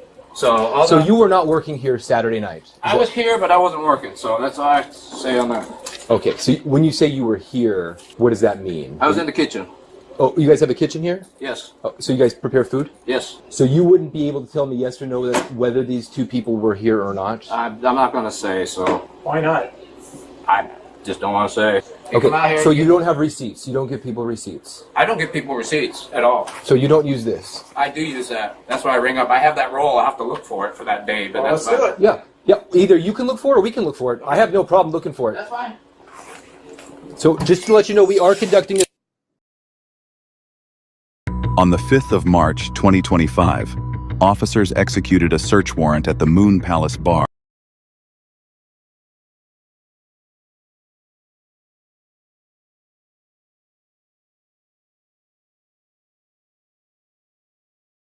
to gather business records and determine how much alcohol Sarah had consumed. The bar's management was reluctant to assist, claiming they operated mainly on cash and simple tabs without detailed electronic receipts. You don't have to answer anything. Call Scott, okay? Okay. All right, so we're just trying to wrap up a collision that we're investigating. Did you work here on Saturday? Okay, who did work here on Saturday? Kathy, okay. What's Kathy's last name? Hope. Kathy Hope, okay. Do you recognize these two people? It's Trent and Sarah. Trent and Sarah, okay. And how do you know them? Because they come here. They come here, okay. Did they ever cause any problems or anything? Or? And they don't overdrink. They don't overdrink, okay. Not to my knowledge. Okay, okay. No, they're very, very responsible, Okay. respectable people. Okay, and your name was what? I'm Mary. Mary, okay. So if somebody orders, if I were to come in here and order a drink, you would serve me? Yeah. Okay. Yeah, I would serve you. Well, if you're not drunk or Right. Oh, sure, you're sure. the right age or Hypothetical. whatever. Somebody comes in here, you're just their normal everyday person, and nothing, like, of age and not, intoxicated. Right. You would serve that person. I'm just trying to get an idea of how the business works. You have to With have ID. too. With If ID. they don't have ID, I say Okay. you need to go home and get your ID. Okay. Okay. Very good. We follow the rules. We really do. And I'm not saying you We don't. really do. I'm not saying we you really don't. do. Yeah. Okay, Judge Shea Brown here. It's March 5th, 2025, 4:39 p.m. I have read this particular suspect had been at this particular establishment in Palace several times before, right? Correct. Yes, and we have, in searching for the items that we were seizing, we found their name on several different receipts, and it's Trent and Sarah is how it was notated on the receipts. Okay, and when you say you found it on receipts, is this on some computer or handwritten? This is handwritten notes, handwritten receipts that are just, handwritten by the server. Which ones pertain to Sarah? Yes, correct. We on the bottom of the receipt, sometimes they will say Sarah, but most of the times they will say Trent and Sarah, indicating that they were here together. Despite the lack of computer records, officers searched the premises and recovered handwritten receipts featuring Sarah's name. To complete the picture, officers tracked down the bartender who worked the shift that evening. Is it okay if I put it on speakerphone? Yeah. Okay. Kathy, I'm just going to put you on speakerphone just to make it a little easier for me to hear, okay? So you did, I'm sorry, you did say you served them. They were there when you arrived to work? They had got there just before I got there. I get there at 4:30, and we usually arrive close to the same time. Okay. Okay. So you start at 4:30. And then your husband here said you work about 2-hour shifts. Is that right? I get off at 7. At 7. Okay. So is 4:30 to 7 the shift that you worked on Saturday? Yes. Okay, perfect. And then was anybody else serving them, or was it just you? Brad, my boss, probably served them their first run because, like I said, they were there when I got there. Sure. Okay. And then you did the rest? Yes. Okay. And we went and talked to Brad yesterday, and so we just kind of wanted to further familiarize ourselves with the how you keep track of the drinks and stuff. Could you kind of describe, because I know that Brad was saying that sometimes the drinks are paid on a per drink basis, but sometimes they kind of get tallied up. Yeah, it just depends on the person. Okay. So with them in this case, do you remember how it was handled? They always went a tab. Tab. Okay. So they had a tab on Saturday. Did you fill the tab out? Yeah, but they left. I got off work and I was doing my books. Okay. And they were leaving when I was doing my books. Okay. So like as they were ordering drinks, you were filling out the tab, and you probably don't remember off the top of your head, but do you remember how many drinks they ordered that night? I don't recall, but usually they'll have 3 or 4. Okay. In a phone interview with officers, the bartender confirmed that Sarah and her husband had been at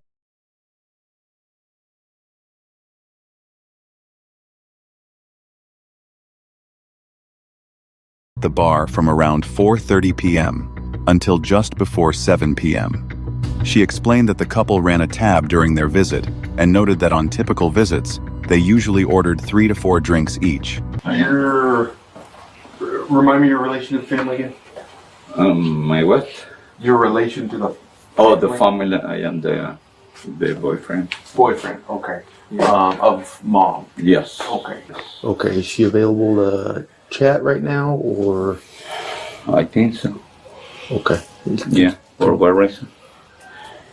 Just had a couple questions for her regarding obviously the incident that happened last night. She's not in any trouble. Just trying to piece some stuff together. Yeah, but remember, we are destroyed. That's my kid. This is my son. Yeah. Okay. Go ahead. Sorry. Oh, you're okay. I'm sorry for you guys. Go ahead. Boss, is it okay if we come inside? Ese niño no es un nieto de sangre, es un nieto de amor. De amor, sí. Sí. Y lamento mucho lo Y que quiero pasó. decirle, yo como ciudadana americana, quiero pedir, por favor, en este hermoso país que nos acogió, que por favor la verdad sea esclarecida, sea quien sea, que sea la verdad. Claro. Porque ese niño jamás droga, ni core, ni nada. Y él venía de su trabajo, él salió a las 4 de la tarde de la West. Cuando él salió, por última vez, estuvo ahí en esa mesa delante de mí. Entonces, por favor, le pido que por favor, de verdad, confiamos en usted, en la justicia de este país. Absolutamente. De este país, y que seamos honrados, y la memoria de él sea honrada con la justicia de este país. In April 2025, state lab results revealed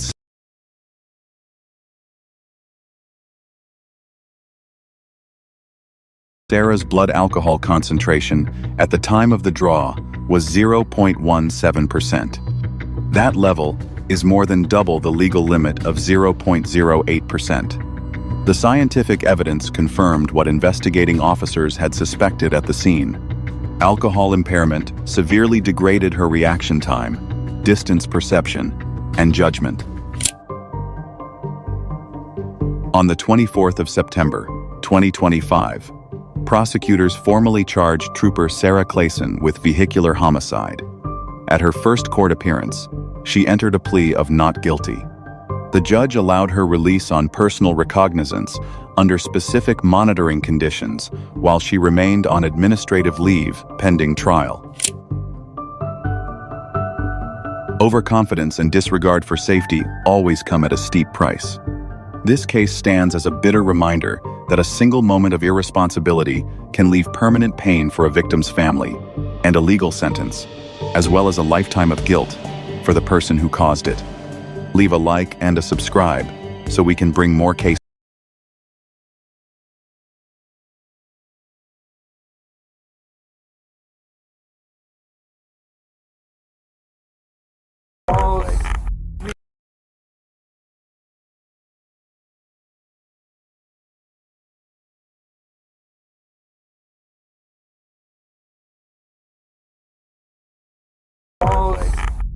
All I heard was everything just going off and the glass break. I heard the glass break, I was like, I knew it was something that... At first, investigators were faced with what appeared to be a random shooting, with no obvious target or motive. You're okay.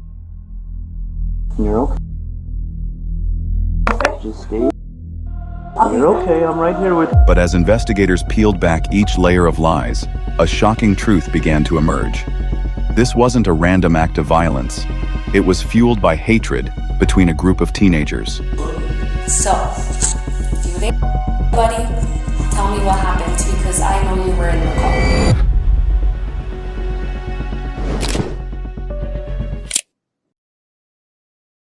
It was just before 6 o'clock in the morning on the 13th of August, 2023, in Albuquerque, New Mexico. Suddenly, the quiet morning was shattered by a violent barrage of gunfire. Multiple bullets tore through the walls and windows of the trailer. Our house just got... Yeah. How long ago did it happen? Just like 10 minutes ago. My little girl that was stationed she got hit. Is anybody injured? Is any... One little girl's injured. She just got hit. The bullet, she was struck. Please, can you please hurry? Okay, we're hurrying. Do you know who did it? Did you see them? No, we didn't see him. How many fired?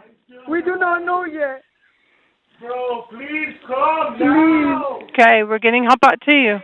At 5:57 a.m., a frantic call came into 911. The caller told the dispatcher that their house had just been shot up, and a little girl inside had been injured. Need help. Excuse me. She's good, bro. She's good. She's asleep. Look at her. Look at her. We need a camera. There we go. Paramedics. Do me a favor, guys. Just leave me some numbers here. She's.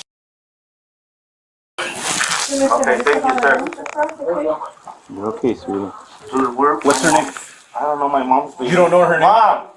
My mom's babysitting her, bro, and look what happened. Oh my God. Can you open your eyes? You're okay. You're okay. Just stay. I'm right here, okay? Don't move your head, okay?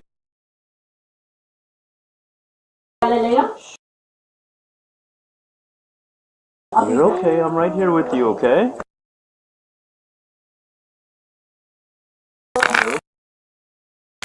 Do me a favor. What? Block off the streets. Okay. On both ends. Sergeant's with her. Make sure we're shutting it down on that side. We're shutting it down on that side. Okay.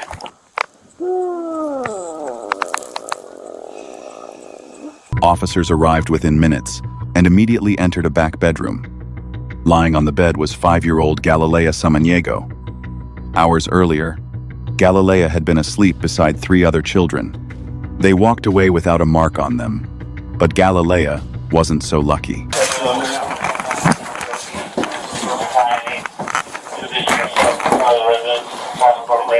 And she kind of, it seemed like she just went out of, like she stopped breathing completely, but I rubbed her sternum rub and she started breathing again. Okay. I can see her belly moving. Scoop her. Yeah. Just grab it and walk it down. Yeah, 5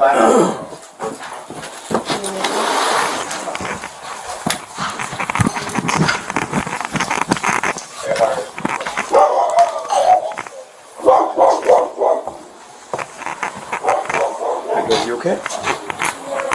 Who's knows He the lives most? here. Oh, my mom. Where's she at? Mom wants to go look further. My goodness. She wants to go look further. Mom lives in the front, dude. I'm trying to get her to come over. Investigators learned that the trailer belonged to an elderly woman who was babysitting Galilea and her siblings that night. Galilea's mother was away from home, but the elderly homeowner was not the only other person in the trailer. Well, who knows what happened? That's My what nephew. Who's your nephew? Hey, come here. Do me a favor, man. Give us a few minutes, okay? Don't worry. All right. I need you to tell me exactly what happened.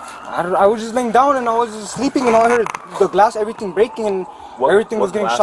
Here? I don't know, whatever that was in the middle of in the living room was all broken. Was there a party or anything going on? No, I don't know. There's nothing going on here. The kids were sleeping. They were just sleeping. I don't know what. It's just happened out of nowhere. Okay. I don't know why. Was she in that room? She was laying down in that room and. Where were you at? I was in the other room, the one next to her. Okay. So what did you hear? I just heard all the guns. Whenever I woke up and heard everything just breaking and they just sped off. I just heard the loud cars go off. Living there with her was her 18-year-old grandson, Marcos. When investigators questioned Marcos, he claimed he was asleep and had no idea why anyone would shoot at the house.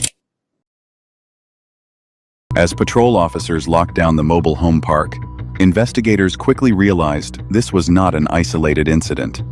Just 4 minutes after the shooting at Galilea's home, a second drive-by shooting was reported less than 2 miles away at 1801 Delgado Drive Southwest.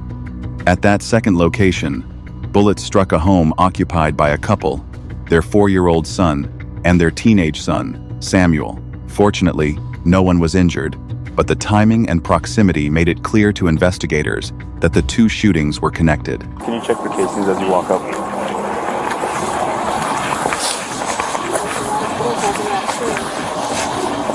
In the, like, into it?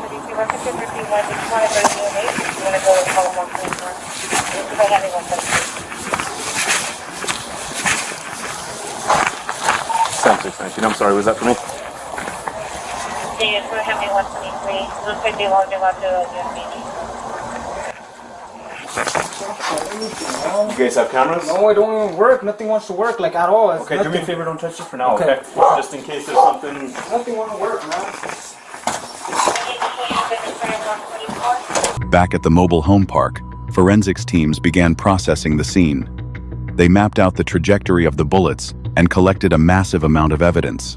On the ground outside the trailer, they found numerous spent shell casings. The one who went to the hospital, is she their sister? What's her name? Gavilia. What is it? Gavilia. Gavila. What's their mom's name? Jessica? Jessica Moya. Jessica Moya. Alright, so where are you going to take the kids now? She's going back to her house. She lives right here. Just to Jessica's house? Wait. And they're going to be with you at the house there? Yeah. So them three, the one who went to the hospital, and who else was inside the house when this happened? These two here? Yeah, the kids and my mom. Where's your mom? She just left with the paramedics to the hospital. She went, okay. Yeah. Okay, and you guys weren't here? No, we just got here. Okay. This is my nephew and my mom is the lady that left. She called you? Yeah, she called me and I drove straight over here. Are you guys able to hang out for a little bit? Yeah. How old are you? I'm 18. You're 18. Okay, just to be here for them, if you guys can. What's your name, man? Jesus. Jesus, J-E-S-U-S. Did you notice anything else, man? As No, far as, like, everything. All I heard was everything just going off and the glass. Whenever I heard the glass break, I was like, I knew it was something that it was coming to this house because I heard the glass break, so I was like, it's close. Which glass did you hear breaking? It was, I don't know, I think it was inside one in the middle hallway. It was all broken on the floor. Did you hear anything else, like maybe yelling or cars driving or anything like that? No, I just heard all the gun just whenever everything started going off. Okay, sounds good. If you guys just want to hang out for a few. Before we continue, if you're enjoying the video, don't forget to hit like and subscribe to support the channel. Now, let's get back to the story. Meanwhile, paramedics rushed the 5-year-old to the University of New Mexico Hospital, where doctors did everything they could to save her. Tragically, her injuries were too severe. Galilea passed away. She was entirely innocent, a child caught in a crossfire she had nothing to do with. So before I leave, I'll go ahead and give you a little bit more time with her, and I will have to get my transporter notified, and I will have to get her into that bag before I leave. Okay? But I do ask that you both go ahead and step out. Seeing this next process is not something that I recommend. Okay, I will be very gentle with her. I'm going to show you that. Okay. Okay, so is your mom? It's a friend. Your friend that's in there? Okay. You okay? Again, I am sorry for your loss. Yeah. If you need anything, you can ask him. Detectives are gonna come. So they're at the residence where this incident happened. They're investigating all of that there, and then they'll come this way. Okay? To eat, so I told her she could watch my kids. Like, I never leave them alone. So it was the lady I used to live with would always watch them. But since I met this lady, she started like at me, you know, like jealous kind of type. And she sent me a message at 4 in the morning. She said, take well care of your daughter in Spanish. Will you read Spanish? Yeah. And who sent you the message? The lady I lived with. Okay, right before, like an hour before the baby got shot. My kids are like traumatized because she's been investigating them. Because me and my husband been on and off. He's been locked up 5 years. And obviously he's like, you're cheating on me, you're with another guy. And I was like, you wouldn't wait for me. I don't think you would have waited for me. At the hospital, Galilea's mother was devastated by the sudden tragedy. When investigators spoke with her, she introduced an unexpected lead. She explained that she had left her children overnight with the babysitter to go eat, which upset a former roommate. An hour before the shooting, that former roommate sent her a text message telling her in Spanish to take care of her kids.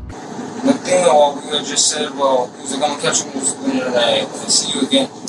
I was like, for what? Why? I told him that's when I was telling him, like, you're so childish, daughter. I was like, why is it gonna be such, what bring up the past? Like, what's something to think about it, bro? I'm not trying to answer that file. That's something childish. You know, he was gonna get off, I just left him. I didn't want to be with him because when I was there to get down, that's my girl.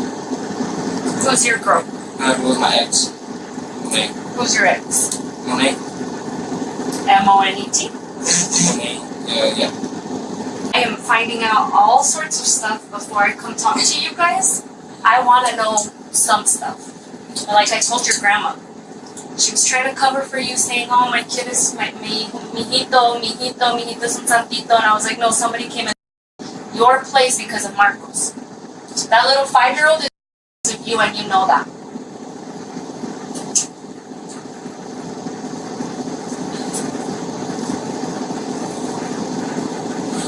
And did you know that at the other place where there was a 4-year-old, Samuel? Back to Marcos. Investigators did not believe the attack was random. They confronted Marcos with a heavy truth. Someone targeted that specific home because of him. Yes. So let's start talking. Who's coming after you guys? I need names. I need the cars they drive. And Jose Luis, I don't know what he'd be in because I think, well, he's pretty broke, so he'd be in. Whenever they shut up the house, they're in those Kia Souls. I think they just steal them in right around in the night. I don't know what they're doing at 5:30 in the morning. I think they drink a lot because they're older. And I think, well, they're drinking and instead of if they wanted to come like, hey, my house. Because if you don't like them. Okay, so how do you know about the Kia Souls? Because I seen it in my cousin's auntie had showed me a video. She had showed me a video just whenever they had passed. I was like, oh shit, it was this morning. She had showed me on her phone. Okay, so has Samuel also had beef with Jose Luis? Not that I know. It was just like me and him are really close. Me and Samuel were cousins. And I think I know where he lives. This is because you've done something to somebody else. So no, I am done listening to you. I was nice, he was nice, we try to give you plenty of opportunities because right now you're kind of a victim as well, but I'm done. I'm roasting, I'm done with your BS. Let's go take you back to your grandma. Under intense questioning, the story finally began to unravel. Marcos admitted to an ongoing, bitter feud with a high school classmate named Yahir Carballo. The bad blood between them had actually started years earlier, back in middle school, and it was all over a girl. Lately, the tension had escalated to a dangerous boiling point. Marcos gave investigators another piece of information. The group targeting him usually drove stolen cars, specifically Kias, and drove them through the neighborhood at night. A relative had shown him a video from earlier that morning of 2 Kias driving past. This detail matched what investigators were hearing from neighborhood witnesses. Several 911 callers reported seeing 2 small hatchback vehicles speeding away from the mobile home park right after the gunfire erupted. The connection to the second shooting on Delgado Drive also became clear. The teenager living at that second house, Samuel, was Marcos's cousin. Investigators realized they were looking at a coordinated, retaliatory strike. The shooters were targeting people and places tied directly to Marcos. No, I think that's a different one. Yeah, that was the first, the SUV. Okay. One looked lighter and one looked darker, didn't it? Yeah, one looked white. Silver one. The breakthrough in the investigation came down to technology and physical evidence. Investigators pulled surveillance and CCTV footage from businesses and security cameras near the mobile home park. The footage caught the suspects in action. 2 hatchbacks, one light-colored and one dark, were seen gliding through the streets with their headlights turned off. They paused near the park manager's office just before the shooting, then sped away a minute later. Within days, police located the vehicles. One of them had been abandoned near the scene. Inside the stolen car, investigators found a gold mine of evidence. More spent shell casings scattered on the floor and right outside the windshield. Ballistics testing linked these casings directly to the bullets fired into Galilea's bedroom. With the cars identified as stolen and tips flooding in from the community about a group of local teens joyriding in them, police moved fast. Alexander. I already knew this was going to happen. I was ready for it. That's why I'm not like crying and nothing. Like it hurts me because I saw my mom seeing my mom cry. It's hard. Yeah. And you went from Yair's house to Lava Land. Yeah. And you were alone, like, at that point?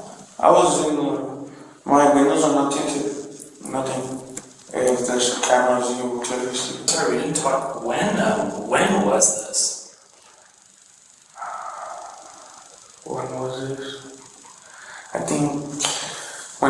When my mom came for me, or when? When, let's say when Chocolate called you, or when you went to pick him up. Like 6 something. Like 6 something? Okay. And what day was it? The sun was coming up, so it was the next day.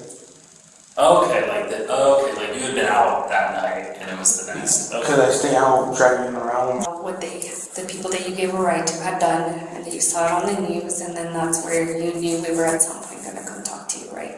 Yeah. So previous to that, obviously, you heard the main article. So let's get to the point. What did they do? What happened? What I told you.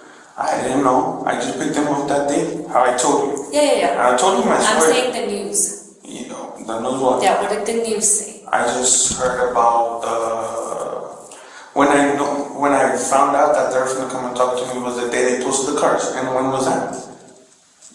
Like 2 days ago? On the 21st of August, 2023, just over a week after the shooting, police made their first major moves. They arrested 15-year-old Alexander Barraza Venzor and 16-year-old Yahir Carballo. During his interrogation, Alexander claimed he was just a bystander who picked up his friends later, but detectives had the security footage and vehicle tracking that placed him squarely in the middle of the crime. Is there a 5-year-old? And none of you had the guts to own up to it. That I had to come find you. That's what's crazy. Do I think that you guys were trying to kill a 5-year-old?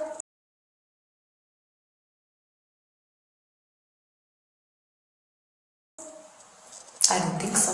I don't think you guys knew that there was going to be a 5-year-old in that room. We know that you were in one of the Kias. In fact, you were in the white Kia. You know you were in the white Kia too. So talk to us. Tell us what happened. So you're saying you talked to someone already? Before me? So this is the time where you can tell us what was going on in your head. I already told you. So, if you didn't kill me, tell me what happened because I know you were in the car. The investigation did not stop with the first 2 arrests. Investigators were certain that multiple shooters were inside those stolen Kias. 2 days later, police tracked down and arrested 15-year-old Alan Ramirez.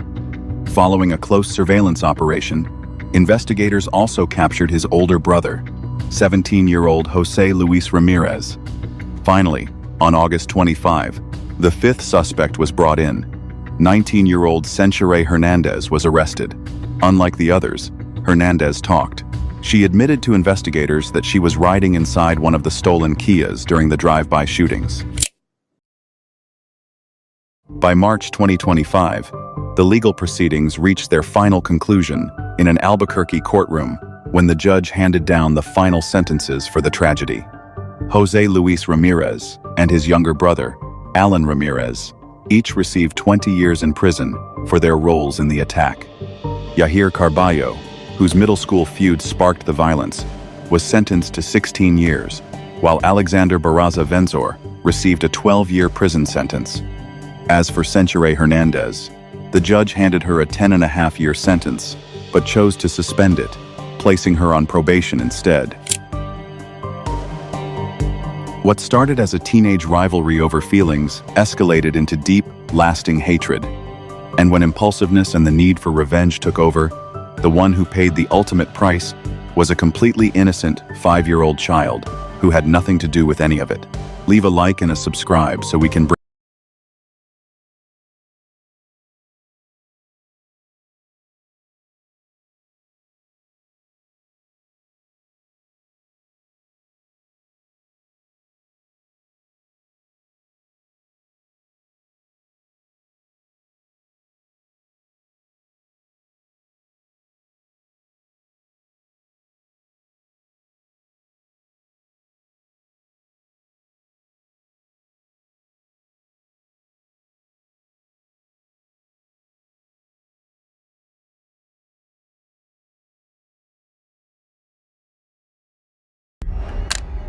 You have somebody else with you? Somebody in there with you? 3 hours ago, the man inside this truck, 46-year-old Matthew Watley, inexplicably veered 50 miles off course. Right now, he's covered in blood, with his windows shattered and blood spatter filling the inside of his cabin. And very soon, officers are about to discover exactly why. Hey, there's a dead body in here. There's a body in here starting a mess. They're coming. Because lying next to Matthew is his dead girlfriend. With no idea why, how, or when this homicide has occurred, officers now need to act fast before Matthew makes his escape. This is your last warning. This bad stuff, cut it off. Cut it off right now. Mr. Terry, I'm telling you right now, cut it off. Do it now. I told you bad stuff's about to happen. You don't cut the truck off.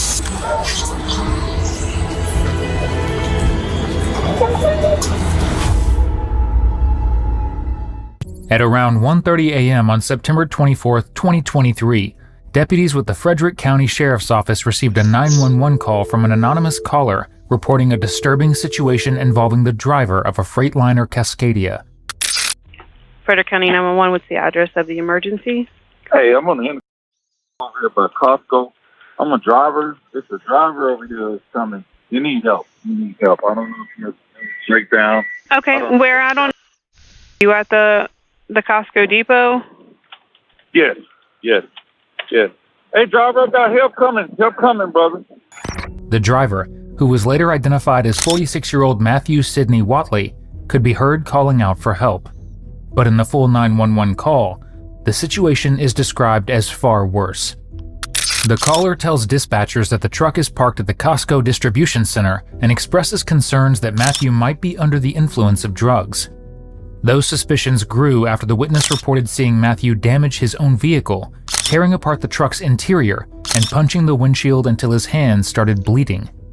Before arriving at the scene, deputies speak with staff from the company Matthew was driving for, PAA Trucking LLC. The company's owner, Parminder, helps provide some background on what led up to this situation. According to Parminder, he had spoken with Matthew just 1 day earlier, on September 23rd.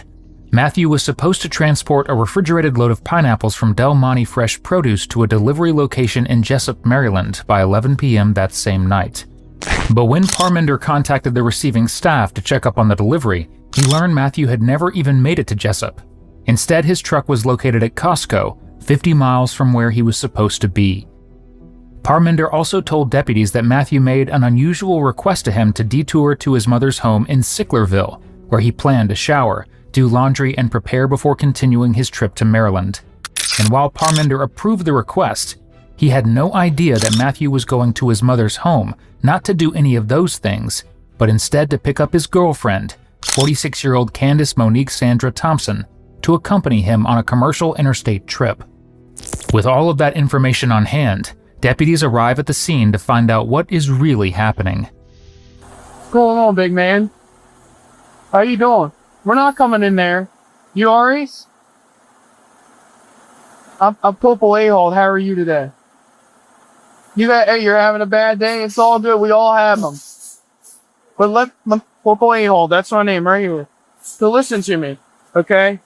Here's what we need to do. They got to run their business, right? We don't want to lock you up. We just want to make sure you're okay. We're not taking you to jail. None of that stuff. So do me a favor. Could you just let us know for our safety that you don't have anything in that other hand over there? Can you show me? Just so we feel safe, please. Oh.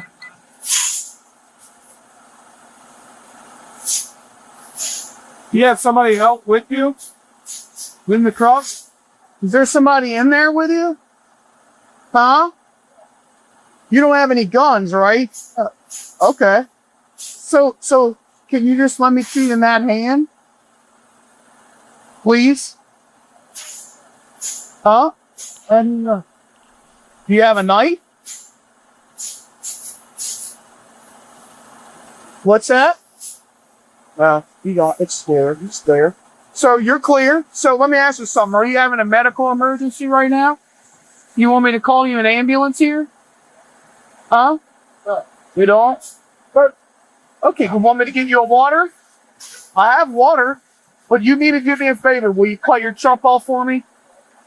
We're not going to do nothing to you. We're not arresting you, I promise. But can you cut your truck off? Because I don't want it to roll anywhere. I don't want it to hurt anybody.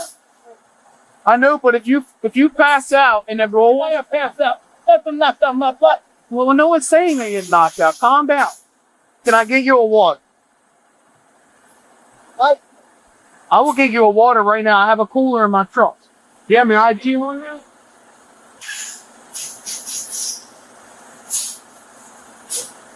Okay.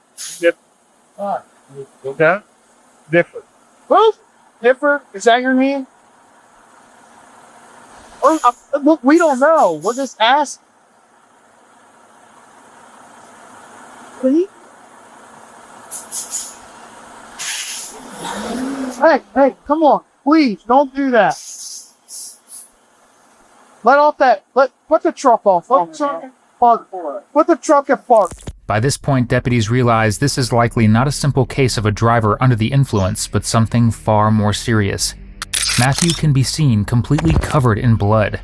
While it is possible that some of it came from the injury to his own hand, deputies cannot ignore the possibility that the blood may be connected to something much more concerning, especially because Candace is nowhere to be seen inside the truck.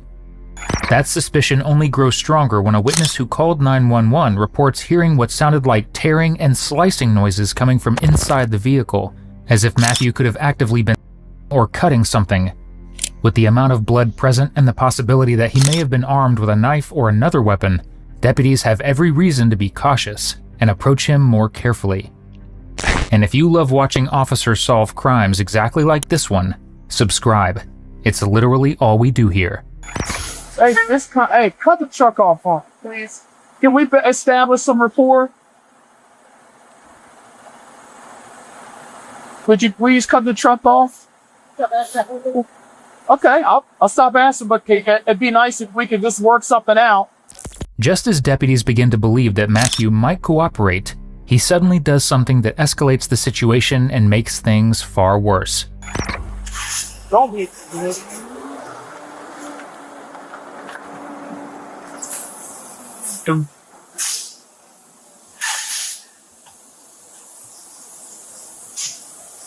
Well, now you got a whole bunch of flat tires. Okay, well, don't do that there. We don't want you to do that. Turn the stuff off and come park there. Yeah, but please, you're just making this a completely dangerous situation. Yeah. Yeah.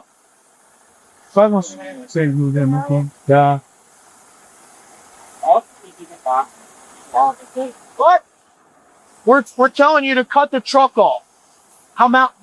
Yes. It would be to your best interest to do so. What are you going to talk about? I want to talk about why you just drove over and flattened all the tires in your truck. Listen, they have another stop stick, so we'll do it up now. That'll make a thing for, hey, put that set in there. Put it in all wrong.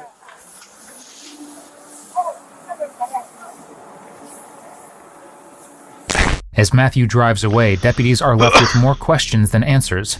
A man covered in blood is now fleeing in a truck that is badly damaged, with shattered windows and visible signs that something serious may have happened. But the concern doesn't stop there.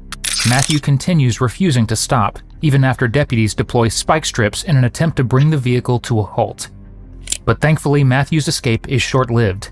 Just a minute later, he brings the vehicle to a stop, and now deputies can finally begin finding out what really happened. Terry!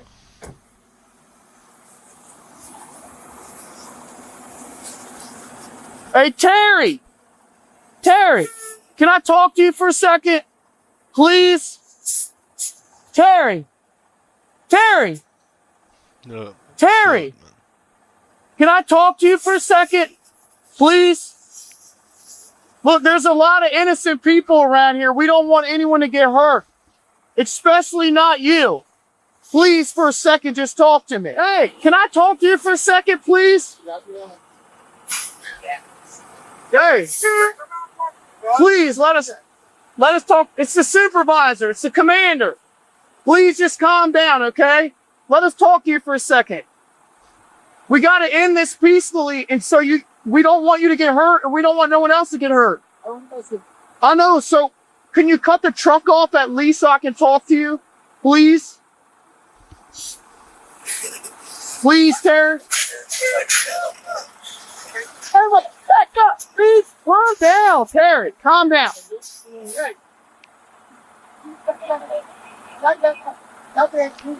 I know, but we're asking you to cut the truck off.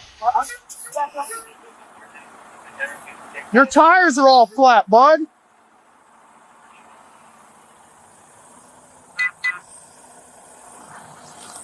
Is that a good hit? Hey, where's the hit? We're strong. Just come out home. Need a good hit. No, you don't. We're trying to talk to you. Did you take something tonight? What's going on? Is your medication? Who said that? Do you have diabetes? Who said that? Do you have sugar problems? I said. Mr. Carey, please come out of the truck. Just cut the truck off. You have diabetes? Is it you have sugar issues? You have eyes. Just calm down, bud. All right, well, we'll back up if you cut the truck off. Back up. Everybody's back, man. Don't run into any of our cars. Calm down. Mrs. Terry, let us help you, please. Let us help you. I can help you if you just cut the truck off. If you cut the truck off, I can help you. Ils savent pas encore, mais il y a quelqu'un de mort à côté de lui. But your truck's leaking fluids everywhere. It's leaking. No, stop. Stop. Don't do that.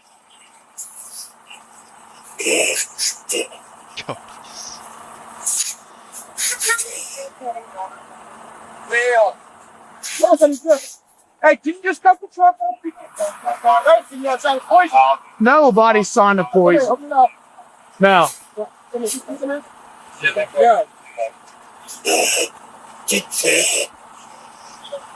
Hey, Mr. Terry, that'll get you locked up, bud. We're not trying to do that. You're just throwing water at us, bud. Let me pray with you. Will you cut the truck off? Please, we'll cut the truck off. Now, I want you to hurt anybody.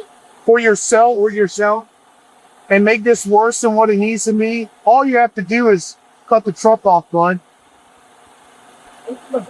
I will feed you. I will get you cleaned up, clothes, whatever you need.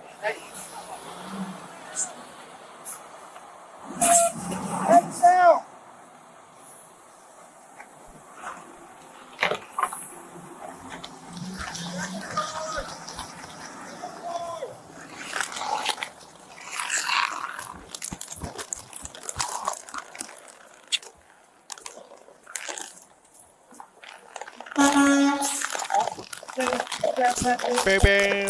Despite their attempts to get him to stop, Matthew drives away once again. But this time, deputies know that simply waiting for him to pull over is not an option. Even with flat tires from the spike strips, he continues moving, forcing deputies to come up with another way to safely bring the vehicle to a stop. All right, so the plan is we're going to try and chop this thing off, try to immobilize her, and then I want to break out that other windshield. As we get back there, we could OC him, try to get it on the occupant. Okay. That's where I could come up there. Yeah. Do you think they could bring some trucks to block it in? So they're not bringing trucks, but they're bringing a whole bunch of chalks. Yeah. Okay. Chalks. That's good. So that's a plan right now. We're in front. Sounds. Oh, I set it up. While other deputies work on putting the plan into action, Matthew stops the truck once again. Seeing an opportunity to de-escalate the situation, one deputy approaches him and tries to speak with him, hoping that after everything that has happened, he will finally cooperate. Where's your phone at? Can we call somebody for you? Huh? Why are you hot? Oh, they're on your cot. I can't hear you because the truck's loud, bud.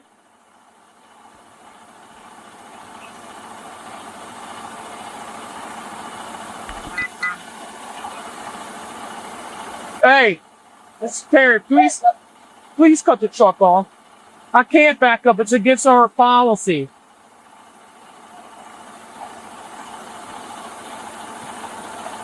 I know, but I'm trying to help you. You hungry? Can I order some food for you? What do you want? A what? No, I'm being serious. What do you want? I'll help you. Tell me what you want. I will get somebody to get it. But yeah, one of these guys who wants to help you, man. I think at the ramp, sir, and your phone too. We will. We'll send. Hey, we'll send someone over there right now. If I'll tell you what, if we do something for you, you do something for us. Cut the truck off. Yeah, you need some. Yeah. Okay, I already gave you water. I know, I gave it to you. You drank it. So we'll just cut the truck off. Hey, we make a deal. Get you some food. Get out of that car. I need you to get my phone, please, and my glasses. We're gonna get it. Hey, don't yell. Hey, where are you from? Where? I know you're from heaven. We're all from heaven. We're all God's children. Let me pray. Hey, bud, sorry.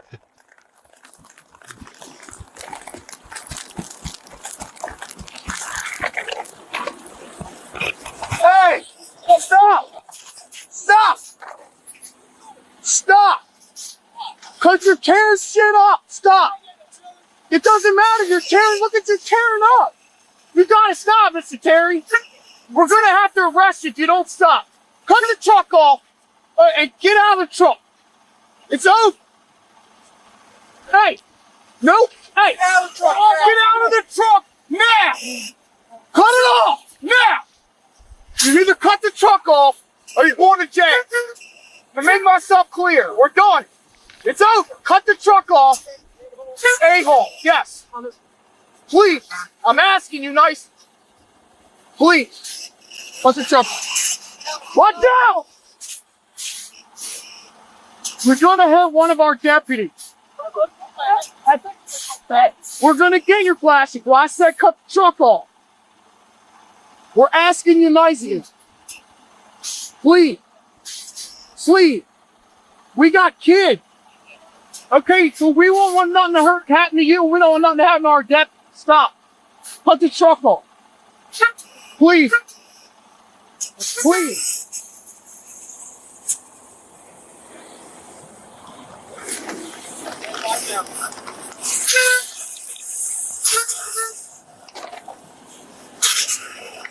Right, stop! Stop! Stop! Then stop driving. Cut the truck off. As deputies realize Matthew is not going to cooperate, they decide to try one more plan, one they hope will finally bring the situation to an end without anyone getting hurt. Mr. Terry, they're going to put stuff in there and it's going to burn you out of there if you don't come out of there and cut the truck off. They're going to put a bomb in there and it's going to burn. So I'm trying to tell you right now, you need to come out of there. If you don't come out of there, they're gonna put a smoke bomb in there. I'm telling you, they're gonna spray you and it's gonna burn. I get out of there. Cut the truck off, okay? Cut the truck off. Cut the truck. Hey, hey, this is your last warning. This bad stuff. Cut it off. Cut it off right now. Mr. Terry, I'm telling you right now, cut it off. Do it now. No. Do it now or we're coming in there. And if we come in there, you're going to jail. Okay, then cut the truck off at least. Yep, if you cut the truck off. Cut the truck off.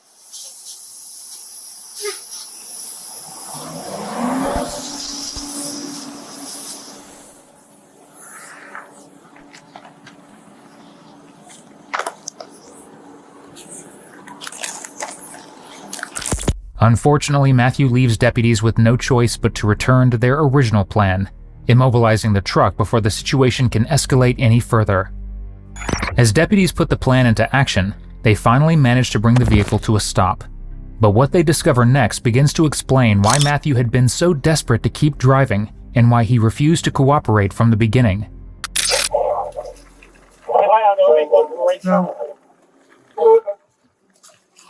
All right. Here we go, guys. Get up there.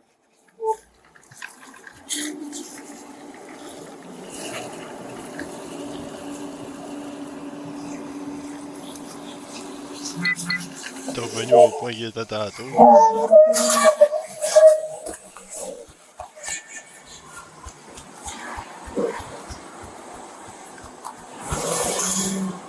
Hey, get out of the truck. Terry, stop the truck. Terry, stop the truck. Stop it now. Watch your crossbars. Stop the truck, Terry. Help this now. Watch out, watch out. We're trying to help you. Use a foot box. Stop.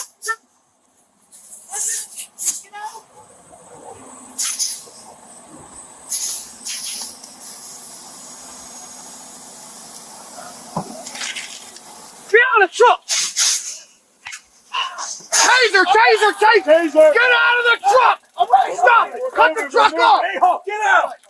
A-Hook, get out. Cut the truck. Stop the truck. Stop. Hey, there's a dead body in here.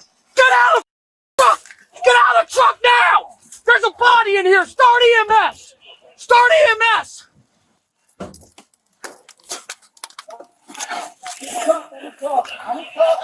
Start EMS right now.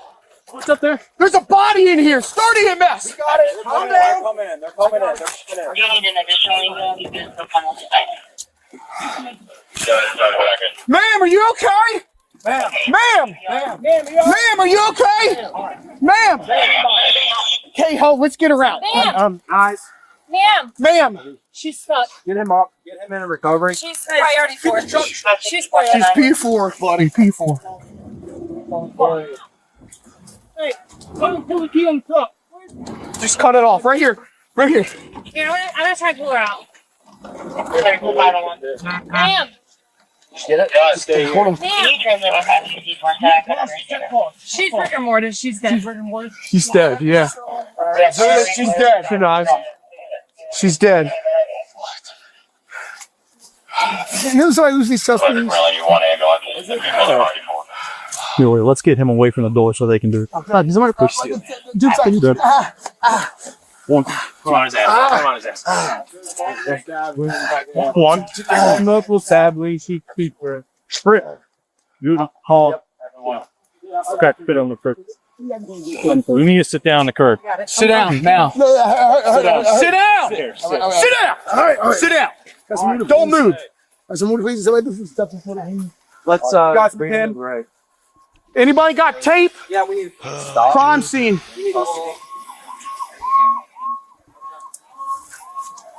Tape. Hey, check yourself. You didn't look like now. I can put my finger through it. You're fine. You need to sit up. What's your name, man? Buddy, what's your name? Be good. See ya.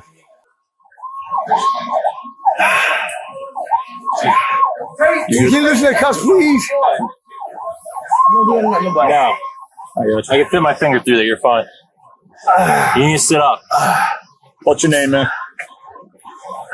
Buddy, what's your name? What's your name? I will get you water. You need to tell me your name.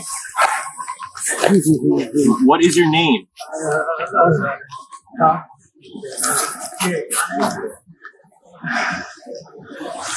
It's small. Is everyone good? Anyone injured? I just got cuts on my hands, but I'm good. Superficial or you good? I'm just bleeding. I mean, that's straight out. Yeah. I don't think this is. That doesn't matter. That's okay. What is your name? What hurts? What hurts on you? What hurts on you? Your side? Okay. We have EMS coming. Just move some of these barriers. Please. Hey, can you grab this? You need to stand still right now. What is your name? Yeah, Monty, lay on your side. Lay on your side. There you go. Stay like that. What? Listen, because I need 2 cups. I'm not, please. We just have to keep it. Okay, fine. That's it. Yeah, I'm not doing that. Nobody, please. We got you. You're good there, man. We're not double cuffing you right now. Sir, you have the right to remain silent. Anything you say can and will be used against you in a court of law. You have a right to an attorney. If you cannot afford an attorney, one will be appointed to you by the state of Maryland. With enough information in hand, they returned to the hospital to question Matthew and challenge his account of what had happened. The reason Matthew refused to step out of the vehicle soon becomes clear. He wasn't just trying to avoid arrest. He was hiding a body. Inside the truck, deputies discovered Candace, dead, multiple times. With this discovery, deputies were left with countless questions. However, before they could begin questioning him, they first transported Matthew to a nearby hospital for a medical evaluation. In the meantime, as deputies delivered the news of Candace's death to her family, it arrived suddenly and with devastating impact. During those notifications, family members also described a relationship between Matthew and Candace marked by ongoing instability and abuse. According to them, Matthew maintained a controlling, authoritarian hold over Candace, preventing her from living with her family even while he was away on delivery trips for his company. Instead, he required her to remain with him in the sleeper cabin of his truck, effectively isolating her both physically and geographically, cutting her off from her family, her support network, and any immediate access to help or law enforcement. Matthew, I am audio and video recording. All of us in here are video and audio recording at all times, okay? But before we start, I have to read you some paperwork, okay? And then I want you to make sure that you understand what that is. It says, I, Matthew Watley, have been arrested and charged with the crime of murder in first and second degree. Do you have any idea what I'm talking about? Can you tell me a little bit about that in your own words? I'm not really sure. I was just truly out of my mind. It's really hot. So I don't remember. Okay. And you said, so you were extremely out of your mind and high. What kind of, were you taking drugs? Okay, what kind of drugs were you on?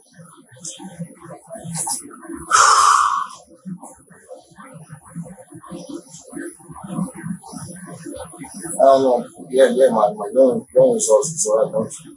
I don't have them. I don't. Okay. And you had someone riding with you in the truck for your delivery? Yeah. Who was that? Candace. Candace, what's Candace's last name? Thompson. What relationship is she to you? Girlfriend. Your girlfriend. Has she been your girlfriend a long time? Very long time? Do you have any children in common? She keeps my children with her. Okay. Let me ask you this. When is the last time you seen Candace alive? Kept with me the whole week. She was with you the whole week, but do you remember the last day you seen her alive and well? Talking? Every single day. Okay. But maybe I'm not wording the question correctly. What is the last day that you seen her? Like, alive? Like, was it Monday, Tuesday, Wednesday, Thursday, Friday, Saturday? Well, as I'm asking you, today's what, Sunday? Today's Monday. Today's Monday. Yes, sir. What day was when you came and took me out the truck? What day was that you were arrested? You were arrested on Sunday. So Sunday. Okay, so Sunday's the last time you seen her alive? Okay. And Sunday, when the cops took you out of the truck, was she alive then? I think so. He said she was drinking water. I heard first time I said she's drinking water. Drinking water? Matthew tells detectives that Candace was his girlfriend and had been staying with him throughout the week. But when investigators ask the obvious question, how she ended up dead inside his trailer, he has no answer. With no clear explanation coming from Matthew, detectives end the interview.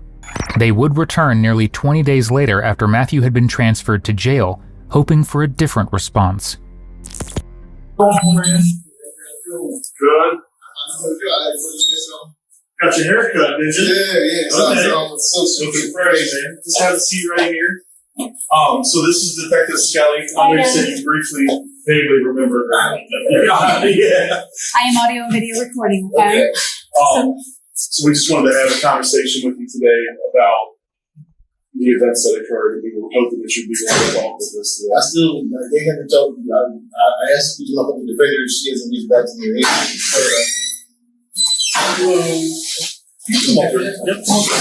And I know you said this is the first time you ever been in trouble for anything like this, and like you're unsure of like everything, and I get that, man.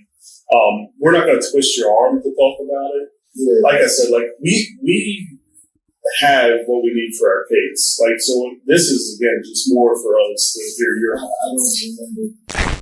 Even then, Matthew refuses to break his silence, choosing not to speak with detectives without his attorney present. But by that point, investigators had already uncovered several key details about what had happened. On September 23rd, Matthew picked up Candace from her home in Sicklerville, New Jersey, after collecting his paycheck and dispatch documents. Sometime after beginning the trip, he disabled the truck's GPS tracking system, removing his route from standard monitoring. Investigators believe that during the drive from New Jersey to Maryland, an argument between the couple escalated inside the sleeper compartment of the truck. According to the evidence, Matthew attacked Candace with a knife and a claw hammer while they were still inside the vehicle. By the time Matthew arrived at the facility where deputies eventually stopped him, Candace had already been dead for nearly 4 hours.